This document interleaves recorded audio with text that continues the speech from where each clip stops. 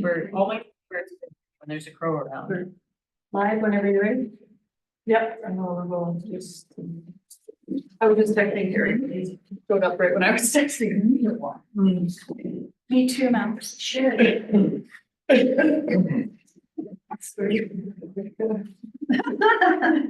you. Oh, that's not just in the water? You're used to me saying, but okay, it was just water. My green scribbler. All right, we'll pull the meeting to order at 1:01. The town of Smoky Lake respectfully acknowledges that we are situated on Treaty 6 territory, traditional lands of First Nations and Métis people. And then we'll just go around for the consent agenda. Okay, so I go first. 4.1, 4.2, and 4.3. 7.1, 7.7, 7.8, 8.1, 8.4, 8.5, 9.1, 9.2, and that's it. Other than quotes. And all. Meeting between 7:1 and 7:7. 7, 1, and 7, no. And then are you? Oh, we're going this direction? Well, we can go the other way if you're not quite ready yet. No, actually, I'm with my computer, that's why. That's fine.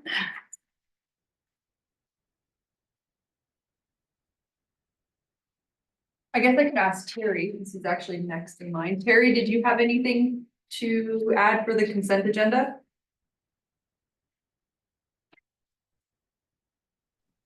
No, I'm good. Thanks, lady. Okay, thank you.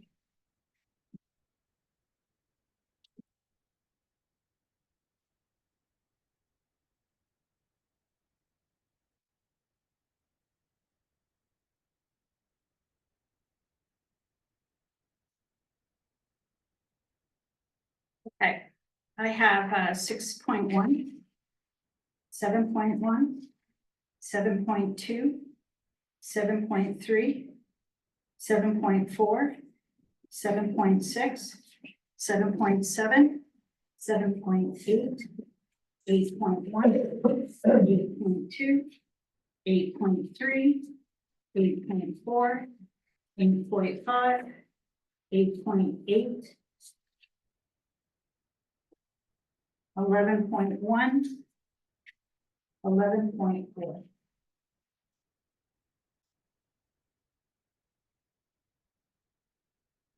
And I also have an addition, a late addition, so for 13.1, community standards bylaw.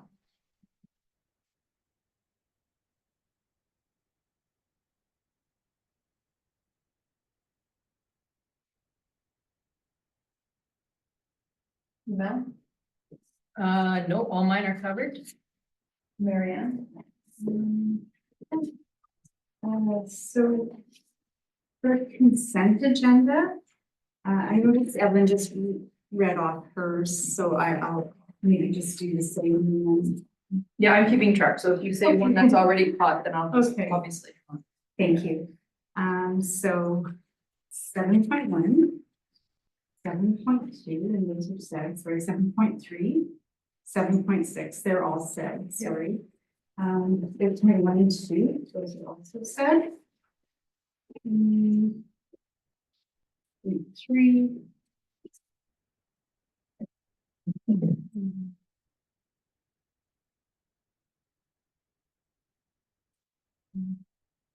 8, 6, please. 8, 8, which is said. 9, 3. Do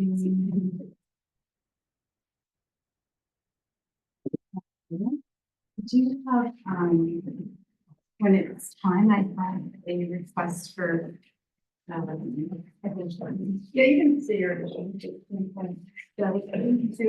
Yes. At this point of the agenda, I'd like to have one item for clarification. I have 4 additions and I have one item for deferred or deletion, but you can decide from there.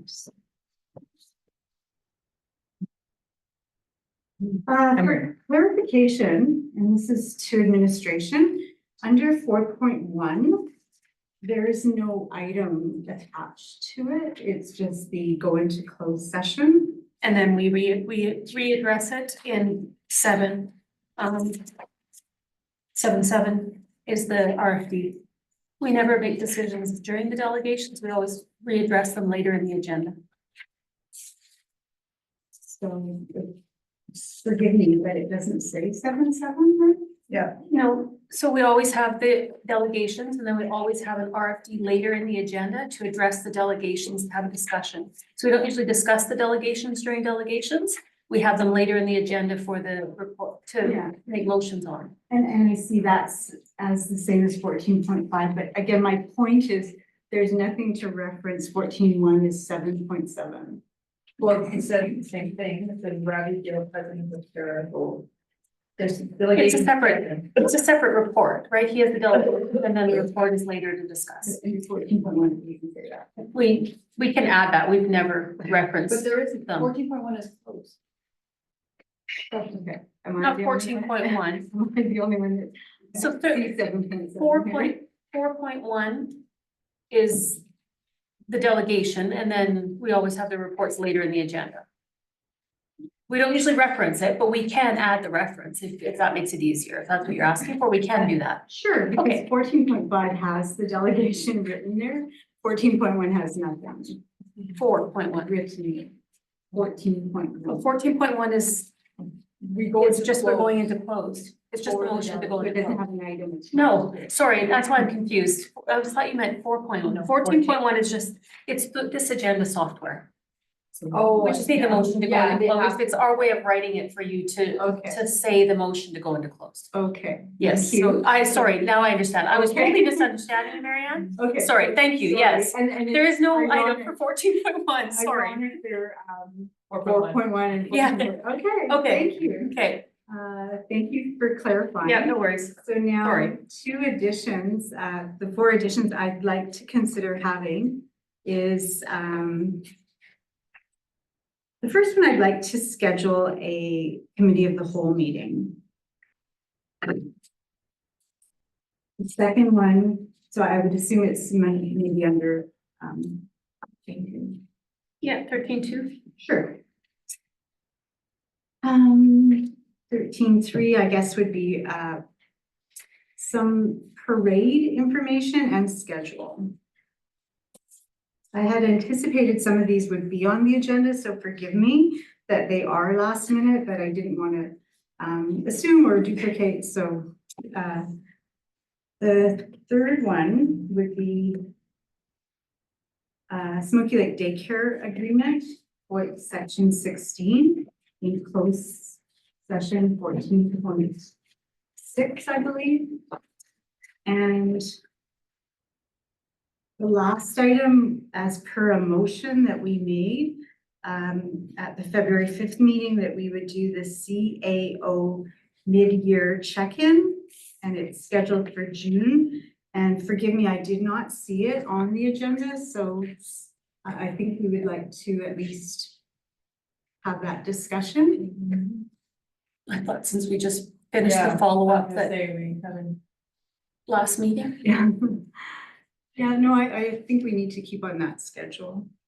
Okay. So you want to add it to today? Okay. So 14.7? Sure. Okay.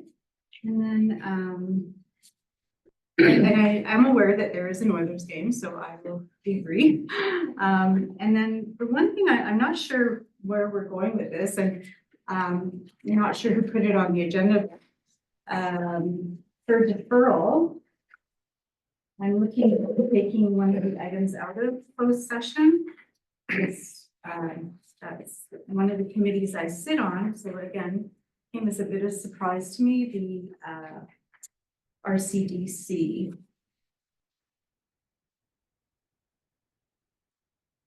Oh, looking good. Yeah. So, as a community member, I'm not aware of any new updates, or if the county has asked us to be gracious to wait till their CAO is in place, so not sure what's on the agenda. I think we'll still keep it on and we can have a little discussion about it, I guess. So we will get clarification rather than just taking it off without any. So did, can I ask who put it on the agenda, or? Oh, I don't know anything. I'm a community Yeah. member and I don't know why. no, I was, yes, I don't know anything. no, I just wanted some discussion in closed, because of the ongoing conversations here and at the county meetings, just to move forward, to touch base. Okay, I guess. Yeah, it could, yeah, that was all. I have an addition as well. Okay. 14.8 resident concern, what, section 17? And can I delete 14.3 land sale?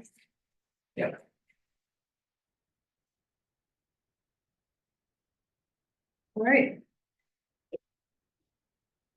Then I'll have an adoption of the consent agenda. Subject, or with the additions and deletions, no? I'll make a motion to adopt the consent agenda with item 4.1, 4.2, 4.3, 6.1, 7.1, 7.2, 7.3, 7.4, 7.6, 7.7, 7.8, 8.1, 8.2, 8.3, 8.4, 8.5, 8.6, 8.8, 9.1, 9.2, 9.3, 11.1, 11.4.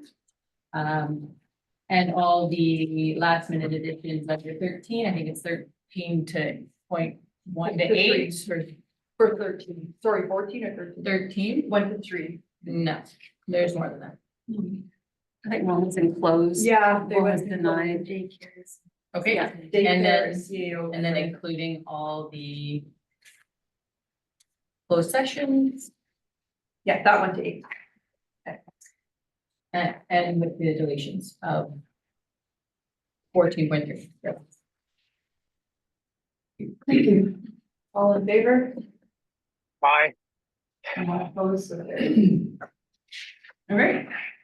Wow, now we'll move on to our delegations. 4.1, so we'll have Ravi Gill, TerraGo Projects Incorporation regarding the development opportunity. Welcome. Thank you. Your worship and honorable members of the council, here is there, so, Madam CEO and the administrative staff, thank you so much for giving us this opportunity, to make a presentation about affordable homes, which is very close to our heart. I first got introduced to Smoky Lake town in 2006-07, when I first started coming towards the east to look for development and construction opportunities.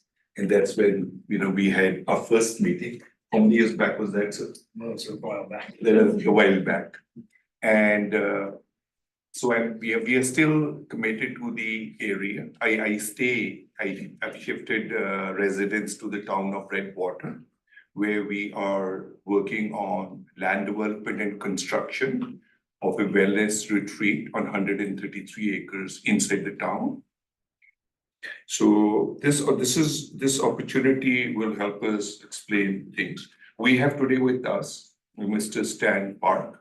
He is the Canadian representative for Easy Log Structures. That is a European company from where manufacturer, from whom our company, Quickville Log Cabins, is buying the items.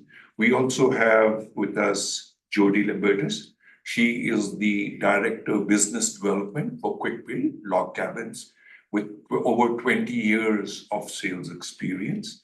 So with that, I'm going to hand it over to Jody to take it on from there. Hi, everyone. I'll be,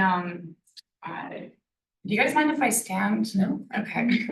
Just, it helps me to, kind of let you know to the next slide.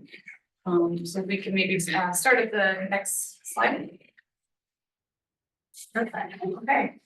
The reason why we are here today is to discuss and address the affordable housing crisis and to discuss and present a solution.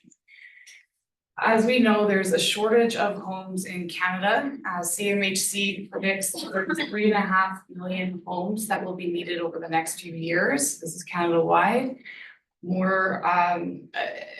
Furthermore on that, there's a rising cost of housing, and as many of you know, the cost of housing has increased to the extent that the majority of people are struggling to afford their mortgage payments, where 45% of their income is now going towards mortgage rather than the ideal 30%. And locally, we're also seeing, and not just locally, all throughout Canada, but we're seeing population increase, but locally, you know, in Alberta, Alberta grew 16% between 2016 and 2023. And there's an expectation of 57% more growth over, or until 2051. So this, these are indicators of an ongoing crisis that isn't going to be going away anytime soon, as we know. If we can go to the next slide. And we know that you are well aware of this problem because you are a very proactive council and administration. And with that, we know that you've formed an intermunicipal housing committee. You've acquired funding, $468,000 funding to go to this housing initiative. You've also taken action and proactively passed bylaws that allow for small homes, and that includes homes that are less than 806 square feet. You've also made available and identified R3 zoned land with existing roads and services. And generally, sorry, if we can go to the next slide. Oh, there we go. Okay. So for all municipalities, creating accommodations that are suitable to a full range of individuals and families is absolutely critical. Creating dynamic, energetic, and growing for creating dynamic, energetic, and growing communities. As mentioned in an article from a previous meeting by a member of the Brownlee law firm, there's some cost saving strategies that are that many municipalities have taken.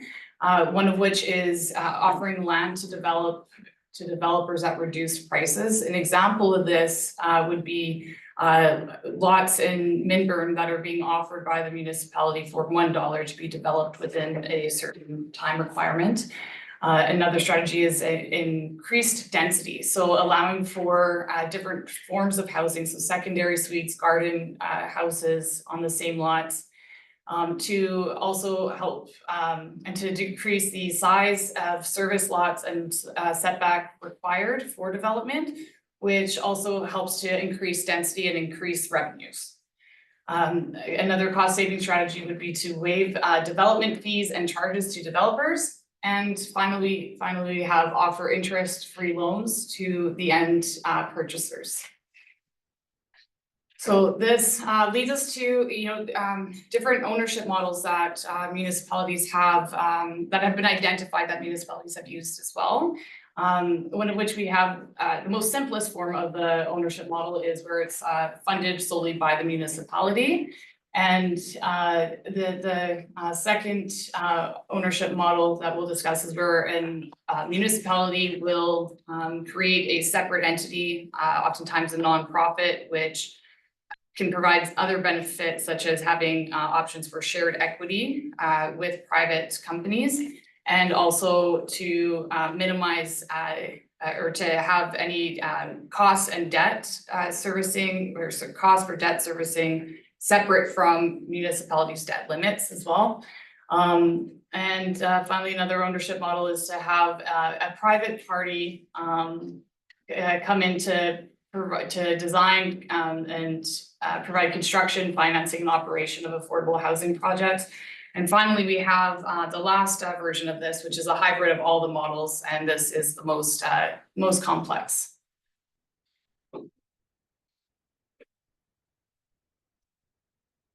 So when it comes to models, oftentimes the best strategy involves forming partnerships with private companies, and oftentimes this leads to, you know, contractual agreements with private parties. And current studies suggest that an innovative approach of a combination of models is often what leads to the greatest success. So with that, we are here to assist you today, offering a local advantage as a private company that can help you to initiate solutions for affordable home ownership. So as Ravi mentioned, we're with TerraGold Projects, and I'm with Quick Build Log Cabins Canada. And TerraGold Projects has been in business since 1997, and since then has built an impressive 130 homes. Choosing to shift focus recently towards developing a wellness retreat in Redwater on a property that is expanded to 133 acres. And the development on the wellness project will include Quick Build Log Cabins as well. And Quick Build is an Alberta dealer for easy log structures, and Sam is going to be here to answer questions on that as well. So easy log structures, the homes are manufactured in Europe and come from Poland. And we can go to the next slide. Okay, so the solution that we'd like to share with you today, and what we think is a simple, streamlined, low risk, and high reward approach to taking action towards the affordable housing initiative is what we're calling a pilot project. And the location for this pilot project would be at the Pumpkin Fest Park. So this project would involve constructing one of the two models that we're offering. One's called the Rivercrest, which would be for a main house. The second would be called Brunswick model, which is for a garden house. The intent of having a pilot project is essentially to have the two homes available on display to provide a proof of concept, and also to allow for feedback from the town before executing a larger development, so that incremental steps can be made to essentially minimize risks, lower cost, and I'm going to say aim before we shoot. Okay. And I'm going to get Ravi to speak more about the types of models and the development that that we're proposing for a pilot project. But in the next slide, what we'll share with you is the benefits of easy log structures, and share a little bit about the types of homes. So I'll get you to press play on that video. Sure. Or click it. Yeah. Double click. It's like. Oh, okay, good.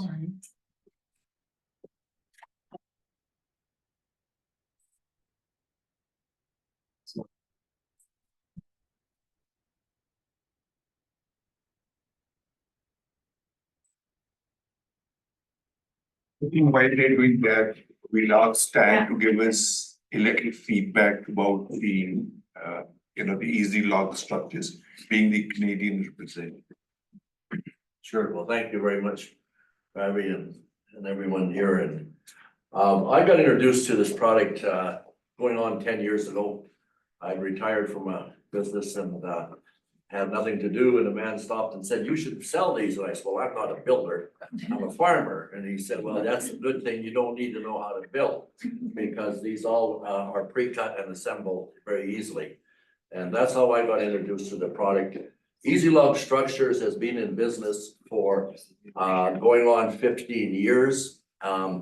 It's operated out of Poland. The reason it's operated out of Poland is that it was a guy from Saskatchewan met a lady from Poland and married her, and that's where they lived. And when he went over there, he had been in the building business, and he saw all these buildings. And he said, you know, there's an opportunity in North America, and started importing them to the United States and Canada. When I first got introduced, we built mainly smaller buildings, sheds, backyard, garden buildings. Many ladies have got these she sheds set up, and they're beautiful. And beautiful for having tea to crafting. But as time went on, I became more aware of the cabins and the bigger homes. And so since then, I've been part of and built several of them with a crew. They retired me from the ladder, so I don't build anymore. I sold my business. I got asked by Easy Log if I represent a company in Western Canada. And so today I do. Why? Because I love the product. Everybody loves the product.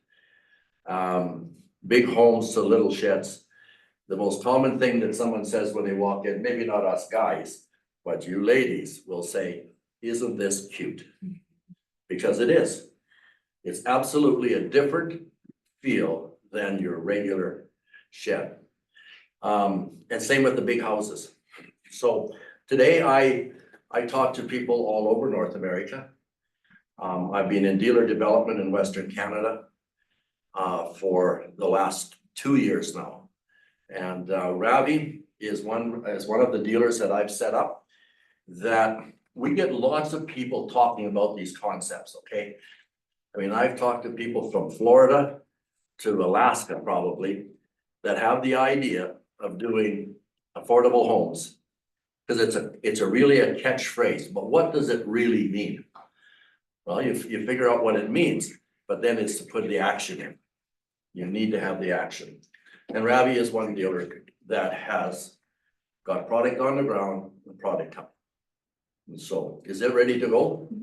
All right, then I'll be quiet. And if there's questions, please ask. Okay, I love questions.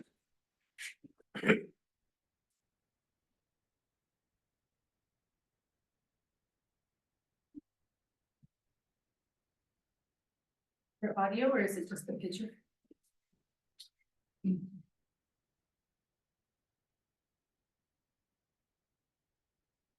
Volume.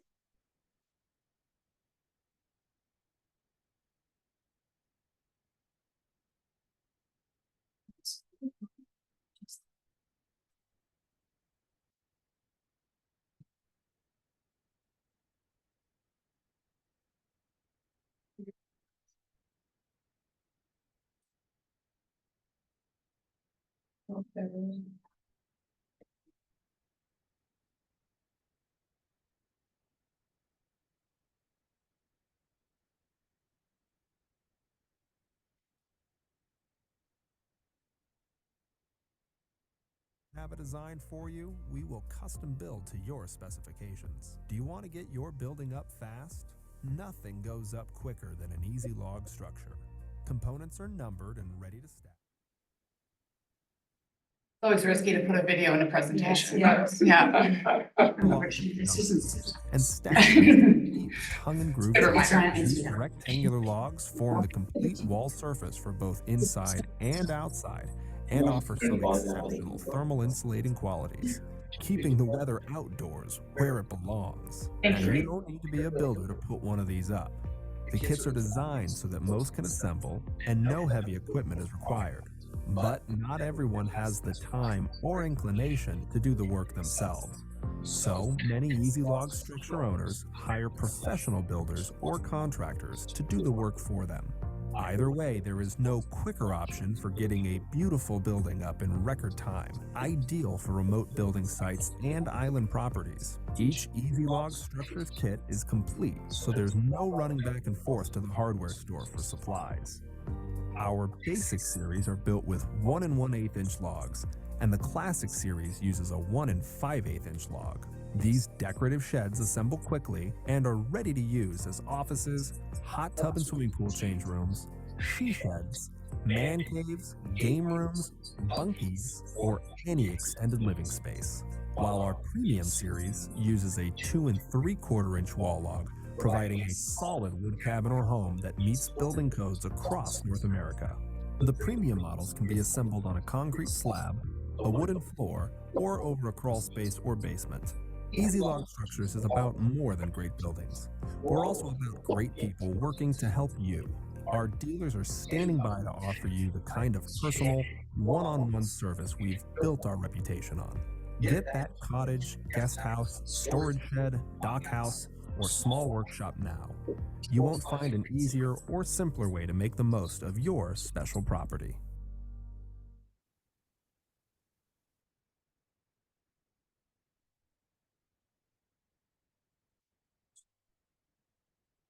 The only thing I would say is that what really makes this the affordable is where we already, and Jody reflected on this, is the ability to get contractors to build. Very, very difficult. It's hard to get anything done as anyone is trying to do a renovation. So like it said here, we don't need to have professional contractors. Anyone in this room could build one of these cabins. Anyone in these rooms. So you're coming out of retirement, is that it? Well, no, I'm not doing the clocking now. So I help, I train people. But really anyone here can do it. Why? To just build by number. It's simply a build by number. Everything is pre-cut, packaged in a sequence. So when we open it up in a home or a cabin, we start with A, B, C. We go around and around and up it comes. What we need is 3 or 4 people, one person reading the diagram and 2 people that can swing a rubber mallet. And of course, when it gets higher, you do need some strength to go up to a ladder. So that's what really makes it affordable. So it cuts the cost greatly of assembly. Probably a third. Madam Chair? The third. Oh, Terry, yes, you had a question?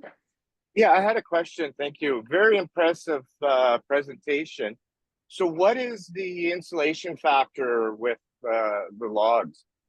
So on the homes and cabins, the insulating of the wall itself, just the log itself, is 4.4. Now, code requires you to have a higher insulating value.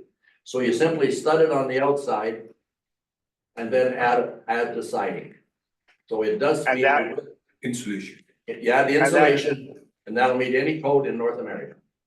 And that doesn't come with the package? Everything does except the insulation. The outside finishing does, and Yeah, this does. well, it's an addition. It's an addition on to the basic, It's an option then. Right, so here's why. There are many people that are building these that are using them for a 3 season. There are many people and they don't need insulating. But if we need to insulate and have a higher R value, it can be achieved. Thank you. So I guess, I don't know how much further to go with it. I think that's a good place to start, stop right here, and if there's questions, I'd be glad to answer. Just next slide, please. Slide 9.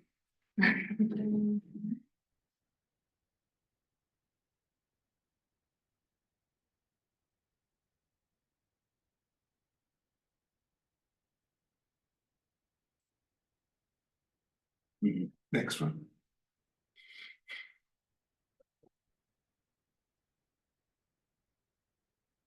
Next. Yeah, Number. oh, that's okay, Yeah, keep keep going, and I'll just tell you when to stop. And not this one, then the next one will be where to stop this guy. Perfect. All right, So Madam, what we propose are two models. One is the Rivercrest model and the other one is the Brunswick model. So the way to cut costs is that it's the kind of foundation as a master home builder, we can have different kind of foundations all the way from having screw piles to crawl spaces to slab and grade to having a full basement. So these are the two models that we propose.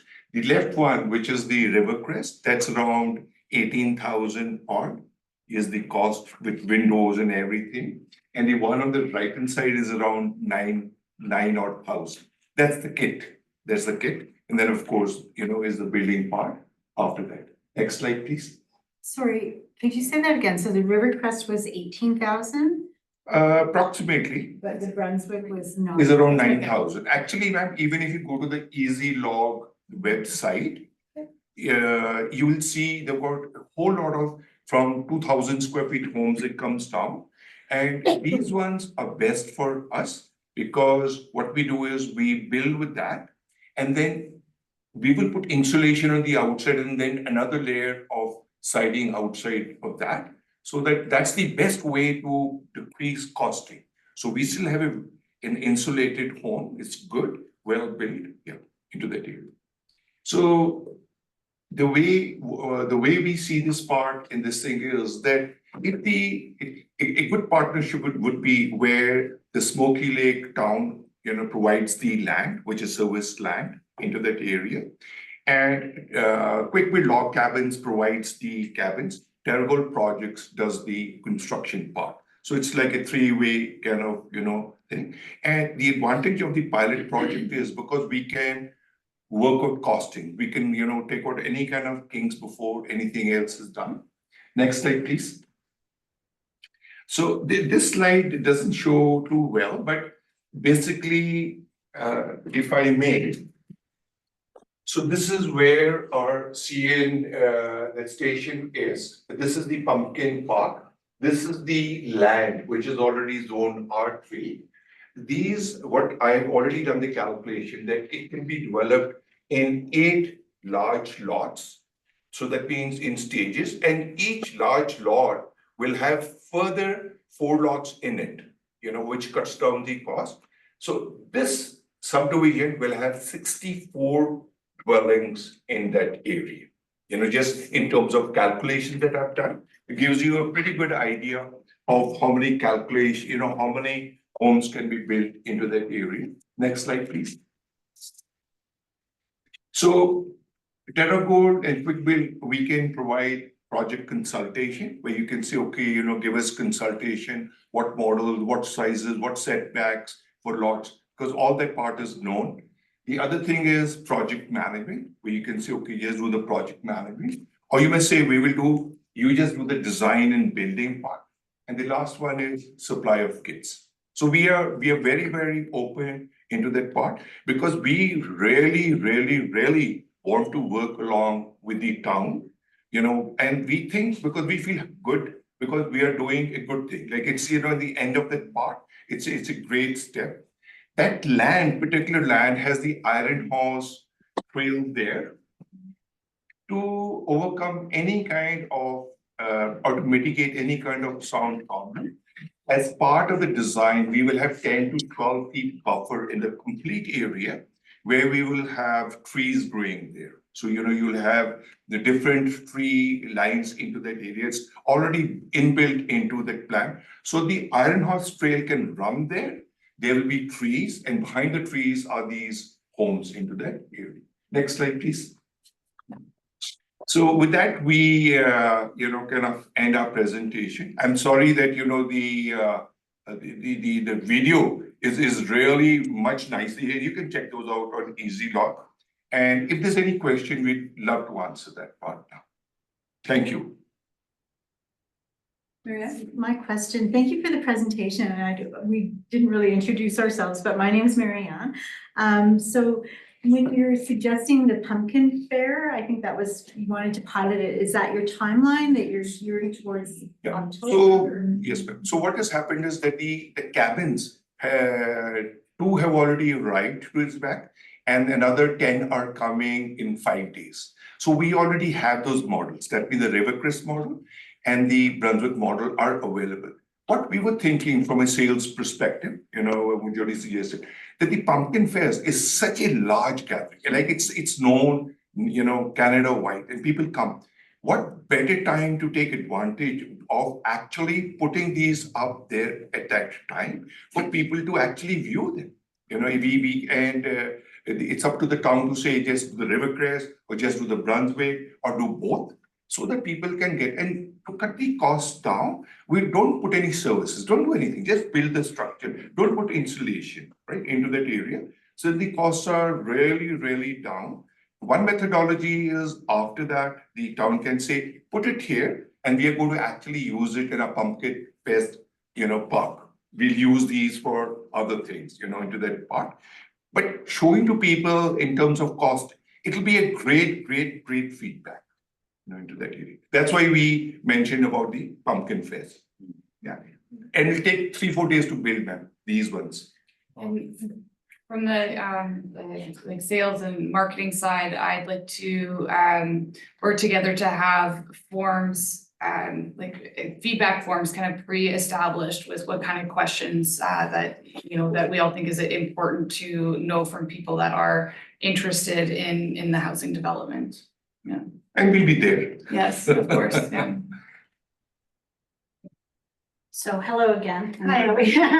I'm probably the one person you have met here, so welcome. Thank you. And I'm sorry that we didn't have the introductions. For clarification, you want to set it up in Pumpkin Park, It's you keep mentioning Pumpkin Park, but I'm not, I understand the Pumpkin Fair. The pumpkin- And it's set up, but I'm confused on the Pumpkin Park. anywhere, ma'am, where the town feels is most advantageous to get the attention of the people. Because you want to first take the advantage of people coming. Wherever the town thinks is the best place, put it there. Yeah, we are totally open to that area. Okay. Thank you. Would you mind if I Mary ask Ann? one more question? So then what you're suggesting is that they, once they're built, they could be moved? These can be moved, ma'am, because the one methodology, if it's just a showcasing that area, then what we do is we'll just put skids there and we'll build it on a skid. And if you say, okay, Ravi, everything is done, thank you very much, those can be picked up onto into trailer, and we can take it, away into that area. And thank you. And I don't want to be remiss in just sharing that Michelle is with us today. She's also does the Pumpkin Fair. Hello. For a group of volunteers. Yeah, thanks. Any other questions? All right. We'll be having further discussion later on Thank you, in the ma'am. meeting, but thank you very much for coming. Thank you, ma'am. And Jody, do you guys have any cards? Yeah. Our housing co-op is meeting in a couple of weeks, so I don't have my cell in there, but the town has, Roman has, they all. And I'm leaving some easy long structure pamphlets here, ma'am, and some of my business cards. Thank you, ma'am. And thank you. I look forward to seeing you on the work site. Team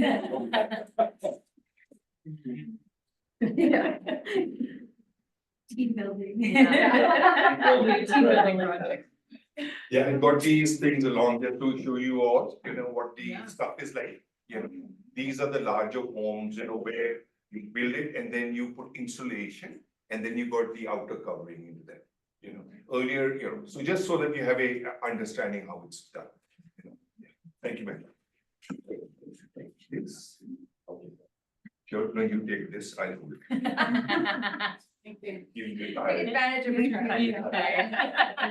Nice meeting you. Thank you very much. Thank you. Okay, we'll move into their next delegation with Michelle. And you don't have to, you can do whatever you want. So I'm Michelle Wright. I'm here with the Chamber of Commerce to address a request for decision that the town put together about concerns that were raised about the rural renewal stream. The RFD actually doesn't speak to what those concerns are. So if perhaps someone could provide a summary of what the concerns are about the rural renewal stream, and then I can speak to them as requested. I raised some of those concerns about it, and that's just because when talking to counselors in, as well as the economic development officer in St. Paul, they expressed great concern about, because they too have talked to those consultants, but we're not entirely convinced that their record of bringing absolutely zero people over right now, and also it didn't sound, they were concerned about their lack of research into the program as well too. That the reason why someone like the economic development officer in the town of Slave Lake is I'm charging. on a meeting as well. Is it does. I'm on a meeting as well. Gary, can you mute your phone, please? Oh, sorry. So that was some of the concerns that, and it was also because they didn't give what I would call a professional presentation at their CEC. They didn't, it seemed very loosey-goosey. Nothing was organized or, and yes, professional. So that's why I'm concerned about it. And Okay, it raised my concerns here with council. okay. Other concerns? Marianne? I think if, I just want to step back from what, so Evelyn and I had, and I believe Terry was there, so we had that presentation. And Mel had made the motion just for additional information, just to loop everyone in. And so I think, my takeaway was to have a little bit more data, but that was from admin. So if we were, maybe from the chamber's point of view, like, have you done any, do you have an idea of how many businesses could be impacted by the success of this program? If it's going forward with the grant, if it's successful to have the chamber outsource it, is there any pre-screening of those businesses that could apply for this as well? Okay, anyone else? Anything from you? Okay, so we have, as the chamber, we have done our due diligence on the consultant and are quite confident that the consultants are capable of doing what they say they would do. Not only are they new to this immigration field, but they do have a very deep bench strength, support from other organizations and other consulting firms that they work with. One does immigration consulting in Edmonton. They do over 700 cases in a year. And I have spoken with their owner, and he is quite confident that he will also be able to support our consultants if they get into any kind of situations where a particular immigration doesn't apply. In terms of the number of businesses that will be impacted, that will be depending on the government. So the government will tell us how many positions we get, and we will say how many businesses then can apply for those positions. So if the government says you get 50 spots in your rural renewal stream, then we will go to our businesses and say, how many jobs are you posting? Once those positions are taken up, whether that person stays or goes, the position is gone. So 50, 25, 100, we don't know how many we will get. The application has been submitted and we're now waiting for the government to give us our response.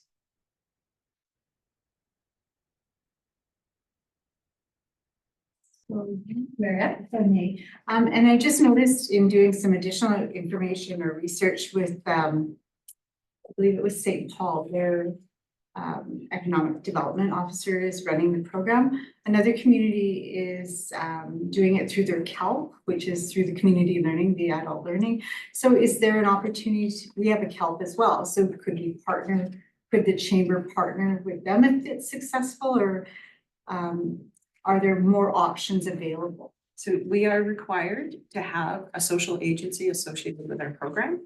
It could be FCSS, it could be KELP, it could be CLC, it could be someone out of the city, the Mennonite Center. We're working with our consultants on who we think would be our best fit.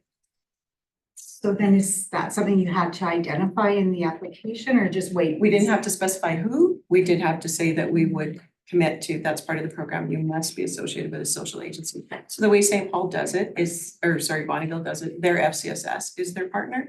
And so when the newcomers arrive, they are referred to FCSS, who then take them through housing, utilities, library services, social services in the community.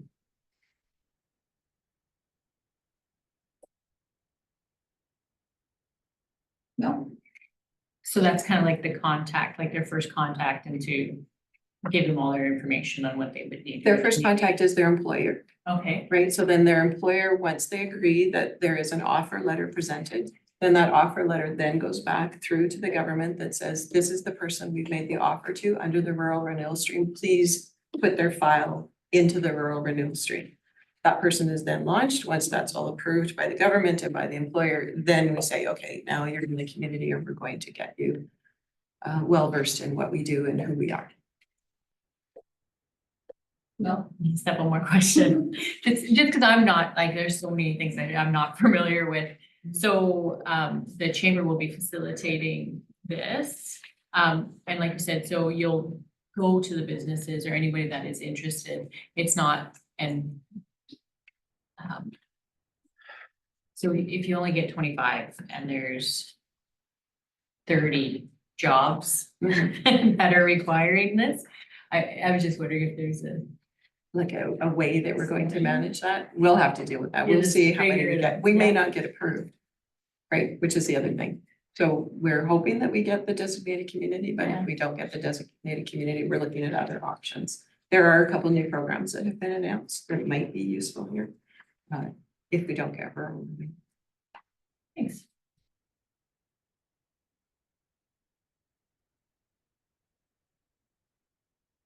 All right. Thank you. Okay, well, we'll now move to 4.3, which is. Welcome back. Thank you. This one we're going into close. Yes, that's right. Section 25, I think.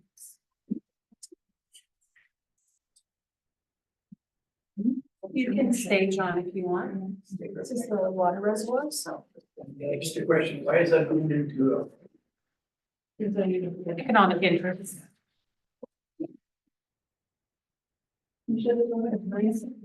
It's okay. 0.3, and then we have it coming back in 14.5. Yeah, we're going into 4. I can hand out the tenders to you. Are we, Just hold on. Oh, Yeah. we should go and have your first. Yeah, we'll make a motion. Marianne, I'd like to move to go into closed cabinet session. all in favor? None opposed, so carried. Uh-oh. Oh, right, we have 6.1. Although, maybe, yeah. I think I'll make a motion. Oh. Except for information, the delegation by Merrick, MP engineer regarding water reservoir. We don't do that anymore, I thought. I've got in closed later. We can can discuss. We don't do that anymore. Yeah. You're Well, we right. went into closed, so we thought we had to say it after, like before, but yeah, I guess we're going back into closed about it. Yes. So then we can mark it in You're there. right. Okay, Sorry, yeah, thank you. good. Madam Chair, Terry? were we recording when we did the motion for coming out of closed? Oh, no, so we're gonna do it again. That was practice. Oh, thank you. Evelyn? So are we on now? Yeah. Okay. So I'd like to make the motion that we come out of closed session. All in favor? None opposed? So be carried. All right. So we'll move to 6.1, administrative reports. I believe it was Evelyn first, anyway. I did first. Okay. So, first, because we won't be discussing the EV charging stations, thank you, Crystal, for bringing that information forward. Really appreciate it. I'm wondering, because one of the reasons why this actually came into play in the first place was because we had people who were very critical of us doing this. So since those numbers look really good, I would really appreciate it perhaps with the agreement of council, if we could actually promote that maybe in our next newsletter as well too, that it was of very little cost to the town in order to have these EV stations worded. I'll trust you to word it properly, but I do think that's it's a positive thing, but also goes to show why, no, we're not gonna put a credit card machine on it anytime soon. And just to, just as a refresher, so this, this was a December meeting, you weren't at the meeting when we discussed this. But so that we only get those numbers for 1 year. Now Dandelion is not going to provide it. So if I were 6 months from now to say, hey, how are we doing with those EV charging machines? It would be we actually have to pay Dandelion to provide us with those numbers or something, correct? Yeah, just because of the grant, we were allowed that 1 year just to kind of. Yeah. But we would have to pay moving forward to get the report. So moving forward, we're gonna have to pay. Okay. Yeah, I think it was that, or there was an option to install software, but that would, the cost, it would make more sense to request a report. Yeah. But we can get the The cost. software Yes, was that's more the expensive than expensive. just paying us Yeah. for a report. We can find out how much it is. If you could, I would appreciate it because I think if it's if the fee is not too much, if it's nominal, that might not be a bad idea for council to consider on an annual basis to have that reviewed, simply because maybe 3-4 years from now, we're saying, whoa, this is now beginning to cost us money, let's put a report on. Okay, so I just wanted to bring that forward. One thing I've been paying attention to is the mayor's signature. When we have it on our bylaws, we actually write original signed. I noticed on page 57, we blocked out the 2 signatures, which is great. Where I'm going with this is that's good. I was a little bit concerned because I see her authentic signature on Facebook when it came to the proclamations. And that's where I started seeing it, and it made me a little bit uncomfortable because I do have a big screen computer, so I could literally put a piece of paper again. I did. And I did. Not that I used it for anything, but it actually does. I'm actually more concerned about being on Yeah. Facebook than I am somebody going through the trouble of getting onto our website and looking it up. So I just wanted to draw your attention to it, that it made me uncomfortable to have Amy's signature on Facebook like that. Whereas if you just do a font or original sign or something like that instead for proclamation. So. And I agree, and I like that we do original signed on our bylaws. Yeah. The other side is it's not unusual for mayor, councils, CAOs, signatures to be very public, unfortunately. Whether it's our proclamations or like, they're everywhere, so I mean, we could have a fake one for like proclamations with the original signed, or have original signed on them and try to keep as much as we can offline, but you'd be surprised at how, I mean, anyone can have my signature there, it's everywhere, right? Being in public positions, it is very common, but we can try better to reduce the amount that's out there, especially like you say on social media and whatnot. I personally would really feel much more comfortable if we tried our best Yeah. to mitigate it, and Facebook, That's- as I pointed out. Yeah. Her signature on Facebook is a heck of a lot more public than somebody making the effort to get into it, so I would, for the safety of her signatures and others, do it that way, and also Do we just want want. a motion, like, is that what, do we want a motion to support that from council? Is that the direction? Or just Yeah. some general direction for us to keep in mind and try to be more aware? No. Madam Chair, Well, Mel first, and then. I agree. I think especially on social media, do we need a motion? I don't know if we need a motion, but I think the discussion here is that, because you might miss something or something might be difficult and then it looked. Yeah. Sorry. But I really think Social media. I think we should really try. I agree with you. I think somebody might wanna do something bad. I'll let Terry and then, Terry, go ahead. what page is that EV charger report on? I can't seem to find it right now. On page 43. And then Evan? I also just want to point out, it's great to see the proclamations. I really have, and as well as the corresponding activity. So I should have led with that to say how great it is to see that. And that has been much improved since we had that motion go through. So thank you very to much. Tamara for all of her work. Yeah, so that's why it's terrific, and that's why I've been paying attention to it, and that's why I'm really happy to see the proclamations on it. It was just as soon as I saw her signature that I went, oh, I don't feel good about that, or authentic signature, that I don't feel good about that. So just wanted to bring that up. Chair, I had another question before we leave this topic. Okay, I'll just, are you, is that, Well, we're on the topic, so okay, yes. go we ahead, do. Terry. So do we have the numbers on the fast charge? What is that, the level one? So is there any income in there or not? It's in the report. It's in 7.5. Should we talk about it now or on that? Oh, we're not talking it. We've already made the motion to not discuss this one. Yeah. It's on. I can pull it. It just 7.5, no? Do you want us to bring what we've made so far to the next meeting, Terry? Please. Yeah, 'cause yeah, you're right. It's not, I couldn't remember what was in the report, so. Yeah. Okay. Is that it, Terry? Thank you. Evelyn?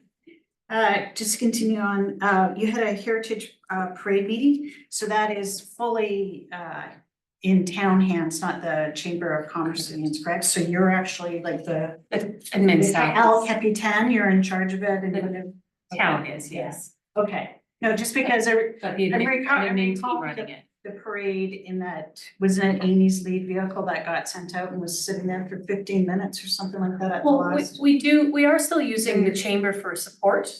We did invite Michelle to that meeting. What was her, as chamber? But we're running the event, but they're still helping with the volunteer side of it. Because we only have a couple staff that can Okay, actually run the parade, so okay. but But we that can was a give- transition period, so you're. there's still a volunteer with us to help Okay. with the parade, yeah. All right. Yeah. Okay. And then, We just, still have this enough staff to do everything for it, right? So, yeah. and then I know this is semantics, but I mean, it's actually coming up a couple times during this meeting. And that is, it was in Ramon's report about low income, if we could refer to it as affordable housing instead of low income. Again, that was like Amy's signature, that was like a little neon light. And also just want to say how happy I was to read in, well, Rochelle's reports are always excellent. And I just want to point out that it's great to hear that the mural was fixed Yes. right away too, so I wanted to draw attention to that. And that's it for the men reports, I think. Marianne, I can't remember. Yeah, I'd like to move to. Oh, sorry, may I add one Oh, sorry. I did want to point out, since we're talking, because I didn't put in my report, we are moving forward with several projects in capital. Just so we don't start painting and someone says, wait, stop. We're looking at a dark charcoal gray for the top of the building and a light gray for the bottom with bright, either white or very light gray lettering on the top. So we looked at blue because it's one of our town colors. But then we thought ATB and us across from each other. And then the comment was also made that, especially on the metal, that the blue may fade. So we did end up going with gray, so speak now, or if you have any concerns with that, but that's the admin team, that's what they voted for. So but if council had a concern with that, I just want to give you the opportunity to speak to it. We did look at another building that, another municipal building that we were like, oh, that looks sharp with the dark gray with the, yeah, so. Mel? I just had one comment. The signs look good in front of the CN station. That all looks great. I'm a little concerned about snow removal. They're pretty close to the sidewalk or to the road. And hitting them. Isn't that where the other signs were? Exactly. Yeah, it was an issue. Oh. Distance and crosswalk signs, But, things like that. okay. I don't have to do snow removal. It was so- an issue, there was an issue with because birthday town sign was up before those went up, so we had a problem with that, those signs. Well, the snow is up against them. So what are These these? look really sturdy, so I'm Yeah, not they're too not- worried about them. They look like they're lifers. Okay, so Like what- windrows, piling snow and putting a windrow right there. covering it up with snow or Yeah. damage, like not Damaging it, like or covering it with snow. Well, hopefully we don't get that much snow. No, not. Well, But we can definitely monitor that. Yeah. it's just a note of, Caution. yeah. Okay. Okay, Also a Marianne. reminder that Crystal and I are away for a good part of next week for our LGA. So on that note, and a huge thank you to Public Works for the CN 105th celebration, to your team, John, and particularly to yourself and to Eric, that were very helpful, so thank you. At this point, I'd like to move that the town of Smoky Lake accept for information the administrative report for May 9th to June 5th, 2024. All in favor? And then opposed? So carried. Now, Sorry, I was muted. okay, I just had a comment on the street sweeping. I noticed that we didn't have any signs out, and when the guy was going down West Railway Ave, he was probably going around more cars than he was sweeping. So just something to look at the future, maybe to be putting signs up for street sweeping in progress. Thank you. An excellent point. thanks, Terry. All right, we'll move to 7.1. And that is the sewer main pipe replacement. So I'm gonna ask, John if he wants to come up and just highlight, everything's in your report, but he'll just highlight a few notes and then more so be there to answer questions. So there's been a fairly frequent problem involving sewer backup and limited flow in a sewer main behind 4329 56th Street. It's 87 meter length of main, 100 millimeter size. I'm recommending that we increase and upgrade the size to a 200 millimeter. You can find the details and the background in my RFD. My recommendation would be to upgrade it, but there is a few factors that add to an inflated cost of it, including potential tree removal, fence removal and replacement, and the depth being up to 15 feet approximately deep in for some section of the pipe. Was recommended from MPE that it is upsized and upgraded. There's multiple businesses on that sewer main, and it appears, according to the regional engineering standards, it's relatively undersized for its flow rates and demand. If you have any questions or concerns, I'm happy to answer them. Mel? I don't really have any concerns. I think we need to do it. The fence that you're talking about is the one in between the two businesses then, like, No, it's the one right beside the alleyway. It's the wire fence, chain link fence. oh, It's- in the back there. Yeah. Okay, sorry. Yeah, I was like, well, that's really minimal, but there is, It's fairly close to that. is, oh, okay. And I'm just wondering about for these businesses and temporary lines, like what cause obviously they need a line put in, so what do we do with that? I'd have to consult with the construction company to exactly what they would do, but likely they would be stopping the main or the service and pumping with a truck is what I assume, but I would have to verify with That makes with sense. the construction company. Marianne, I have two questions, one to John. That's just Terry's. So the timeline, how long would it take to do this project? Hard to say, but my estimation would be a couple of weeks, 3 weeks possibly, depending on what work is required. Like I said, those extra factors involved, like the possible tree removal. Yeah, so and this would be for finance. So instead of, so where would the money come from? Yes, you indicated to amend the capital budget, but are we taking money out of the reserves or? I believe there's municipal grants. Well, we could do a couple different things. We could bring it back and propose a borrowing bylaw for a long-term debt for the project, or we could use reserves. Some more in municipal grants. grants, we could use. LGF. Some options back to the next meeting. So we could either agree that we need to move forward with the project this year, the 130 is including a 20% contingency. The other option is to spend some money to do a thorough clean out of it using a contractor and pressure clean it, continue to monitor it.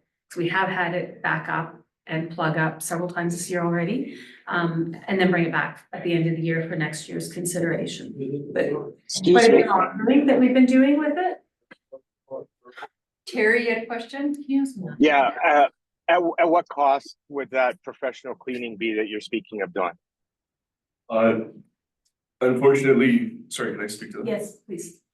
Unfortunately, local contractors do not have the ideal equipment due to the sag in the line, which really slows down the water velocity. We need a higher flow, more effective equipment, and those contractors are located in Fort Saskatchewan or Edmonton mostly. So it can be up to a couple thousand or a few thousand every time they have to come in. So basically, we haven't had it high pressure flush yet due to cost. We've done that a few times because of the camera company. When they camera the line, they have to do a high pressure cleaning beforehand to get any debris out of the pipe. So it's been pressure cleaned 3 times this year. And have we had any problems after that? Well, unfortunately, it took a few times to get the camera footage because of the small size of the line. They have to use their smallest wheel size available, which causes like any sort of misaligned joint or any debris that's left over. The camera would get stuck and high centered on that inside the pipe. So it took a few attempts to be able to get footage inside. It is determined that there's a sag in the line about 20 meters or so, which, like I said, slows down the flow velocity, which makes cleaning much more difficult and requires the more advanced equipment. Mel has a question. Mel? I was wondering what year this was slated on our MPD study. Yeah, if it's undersized, I'm assuming it's on there. Well, I talked to the MPE and they did not verify the sizes of the pipe. In that study. Yeah. In that study, they didn't verify any flow rates or sizes of the pipe. Mel?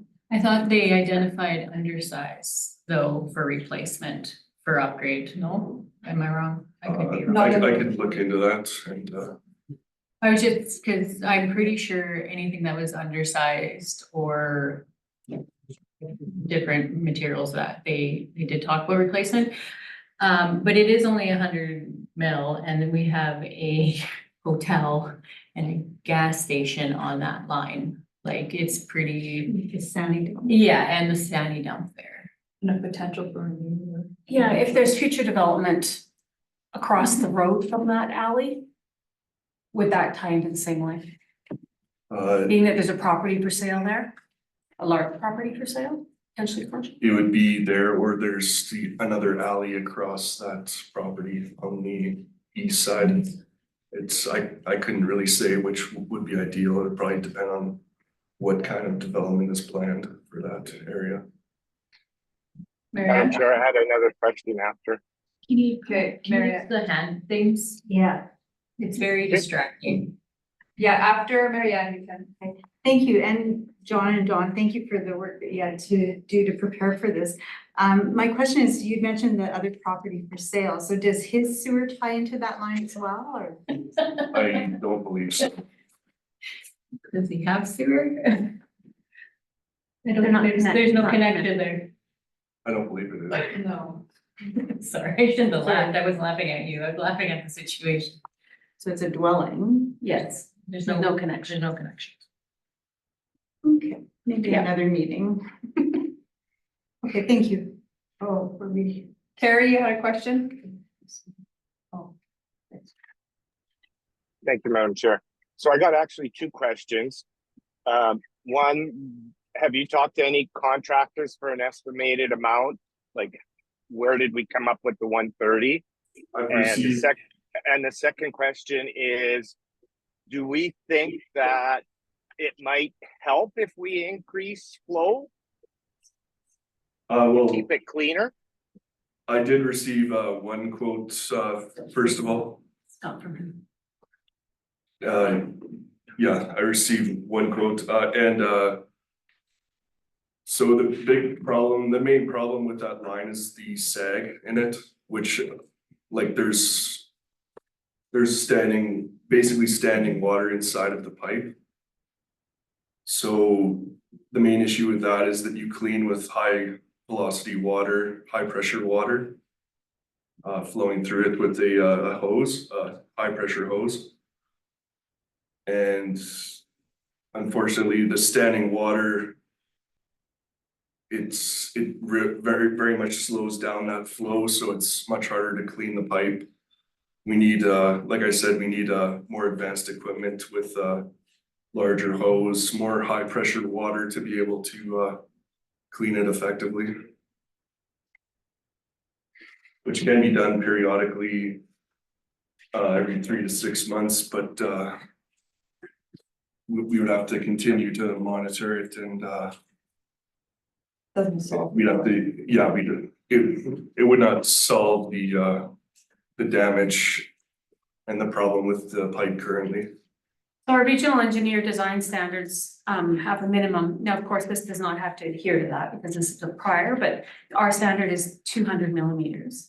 And right? Yep. And then Merrick in his email, I don't know if you see that in the report, Terry, in his email, he talks about most municipal standards have a minimum of 200 millimeters and this one's 100. So it is undersized, so he does recommend, I mean, we could just replace the section that we know is an issue at a lower cost. It is in here as an option. It's not recommended because it is small. So if we're doing it and there's potential for future development and future issues being so small, should we just, instead of spending 70,000 to replace that one section, spend the 130 and replace the whole line for a larger line? That's our recommendation. Question again. Terry? Was Mel up for? Yeah. Go ahead. I thought you were. No, I wasn't gonna make a motion, but it's just, Okay, in the Sorry, Mel's gonna motion, go. it says to be funded from municipal grants. We have that amount of money then in municipal grants, and I think that was what Marianne was wondering, like, what, so I just want to clarify, we do have the ability to. That's the MSI MSI that's grant. left and the new LGFF Thank you. and CCBF, the old gas fund. Okay, Terry? It's called. I wouldn't use reserves. Terry? so then, what was the estimate from a contractor? Is that where you got the 130 at? Yes, including a 20% contingency. Contingency, okay? And, But, sorry, I don't want to go into too much detail on the contractor because we would attempt to Yeah, I get know. further quotes, right? So that's why I'm trying to be, no, yeah. No, Yeah. I don't need to know who it is, or just, so then coming back, has there been any problems since they did the high pressure after the camera went through? Well, that's the thing is, we've had to try multiple times to camera it, so it's not been more than a couple of months in between the cleanings. Because the contractor was in town anyway, recently to camera other lines, so we did the more efficient option of adding that on to the work that they were already doing in town.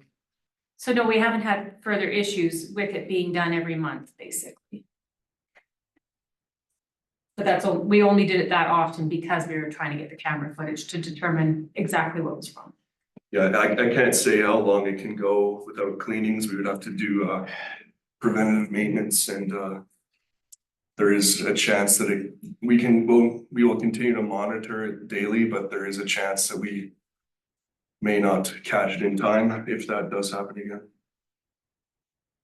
Well, Replacing and keeping up with our infrastructure and especially with our businesses growing and the amount of people coming through that area. I don't know, I support this recommendation. Especially because it's 100 mil line, Yeah, otherwise I would say cut it out and fix the sag, but the amount that like. I don't even wanna ask what we've had to pay for contractors to clean it, I don't even just put my head on the sand for that one, cause I'd rather just get it fixed right, quit incurring the costs. I agree.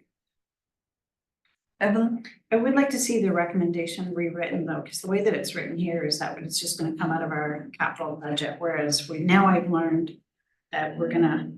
That's out of municipal grants. Sorry, the last line says to be funded from. Okay, So it's in our capital budget, our capital Okay. projects are funded from those provincial grants, the MSI, LGFF, and gas tax fund, whatever it's called now. okay, 'cause I know CCDF. it's coming out of reserves. No. The recommendation? Okay, No, I wouldn't want it. I wouldn't recommend this. All right, can I have someone make a motion? Evelyn wants to? Oh, I put a hand up. Oh, oh gosh, it moved. Okay. Hi, Terry.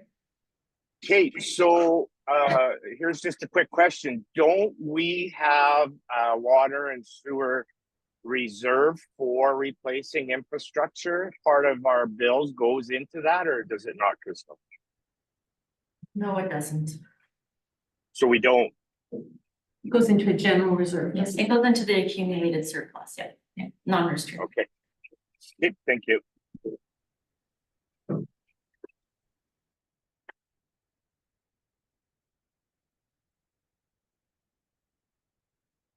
Anybody? Do you have another question, Ellen?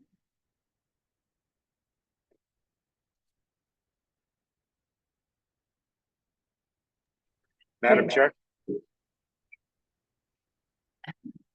Evelyn has her hand up. so Go ahead. I was gonna make a motion, Terry, did you wanna ask another question? No, I was gonna move to accept the recommendation and use grant money for it. All right. Kate, you can make that motion. Go Okay. ahead. Sure, go ahead. That the town of Smoky Lake approves to amend the 2024 capital budget including sewer replacement project located at 56th Street in Smoky Lake behind the Centex gas station and Sky Restaurant, Maple Garden Hotel, at a cost of up to $130,000 to replace the 4-inch 100 mil clay sewage pipe and upsize to an 8-inch 200 mil PVC sewage pipe in the approximate length of 87 meters to improve infrastructure and sewer system reliability to be funded from municipal grants. All in favor? None opposed? So carried. All right, thank you. All right, we'll move to 7.2. You want a minute? I have 5 minutes. Okay, yeah, I was, said the thing about that after I said that. Okay, 5 minutes. Thank you, John, for all your, So yeah. Mel, Hi. All right, we'll call the meeting back to order at 2:53. 7.2, Cola pickup pricing extension. I believe it's Evelyn or Mary Ann, that's it. Oh, back, put it on, all right, guys.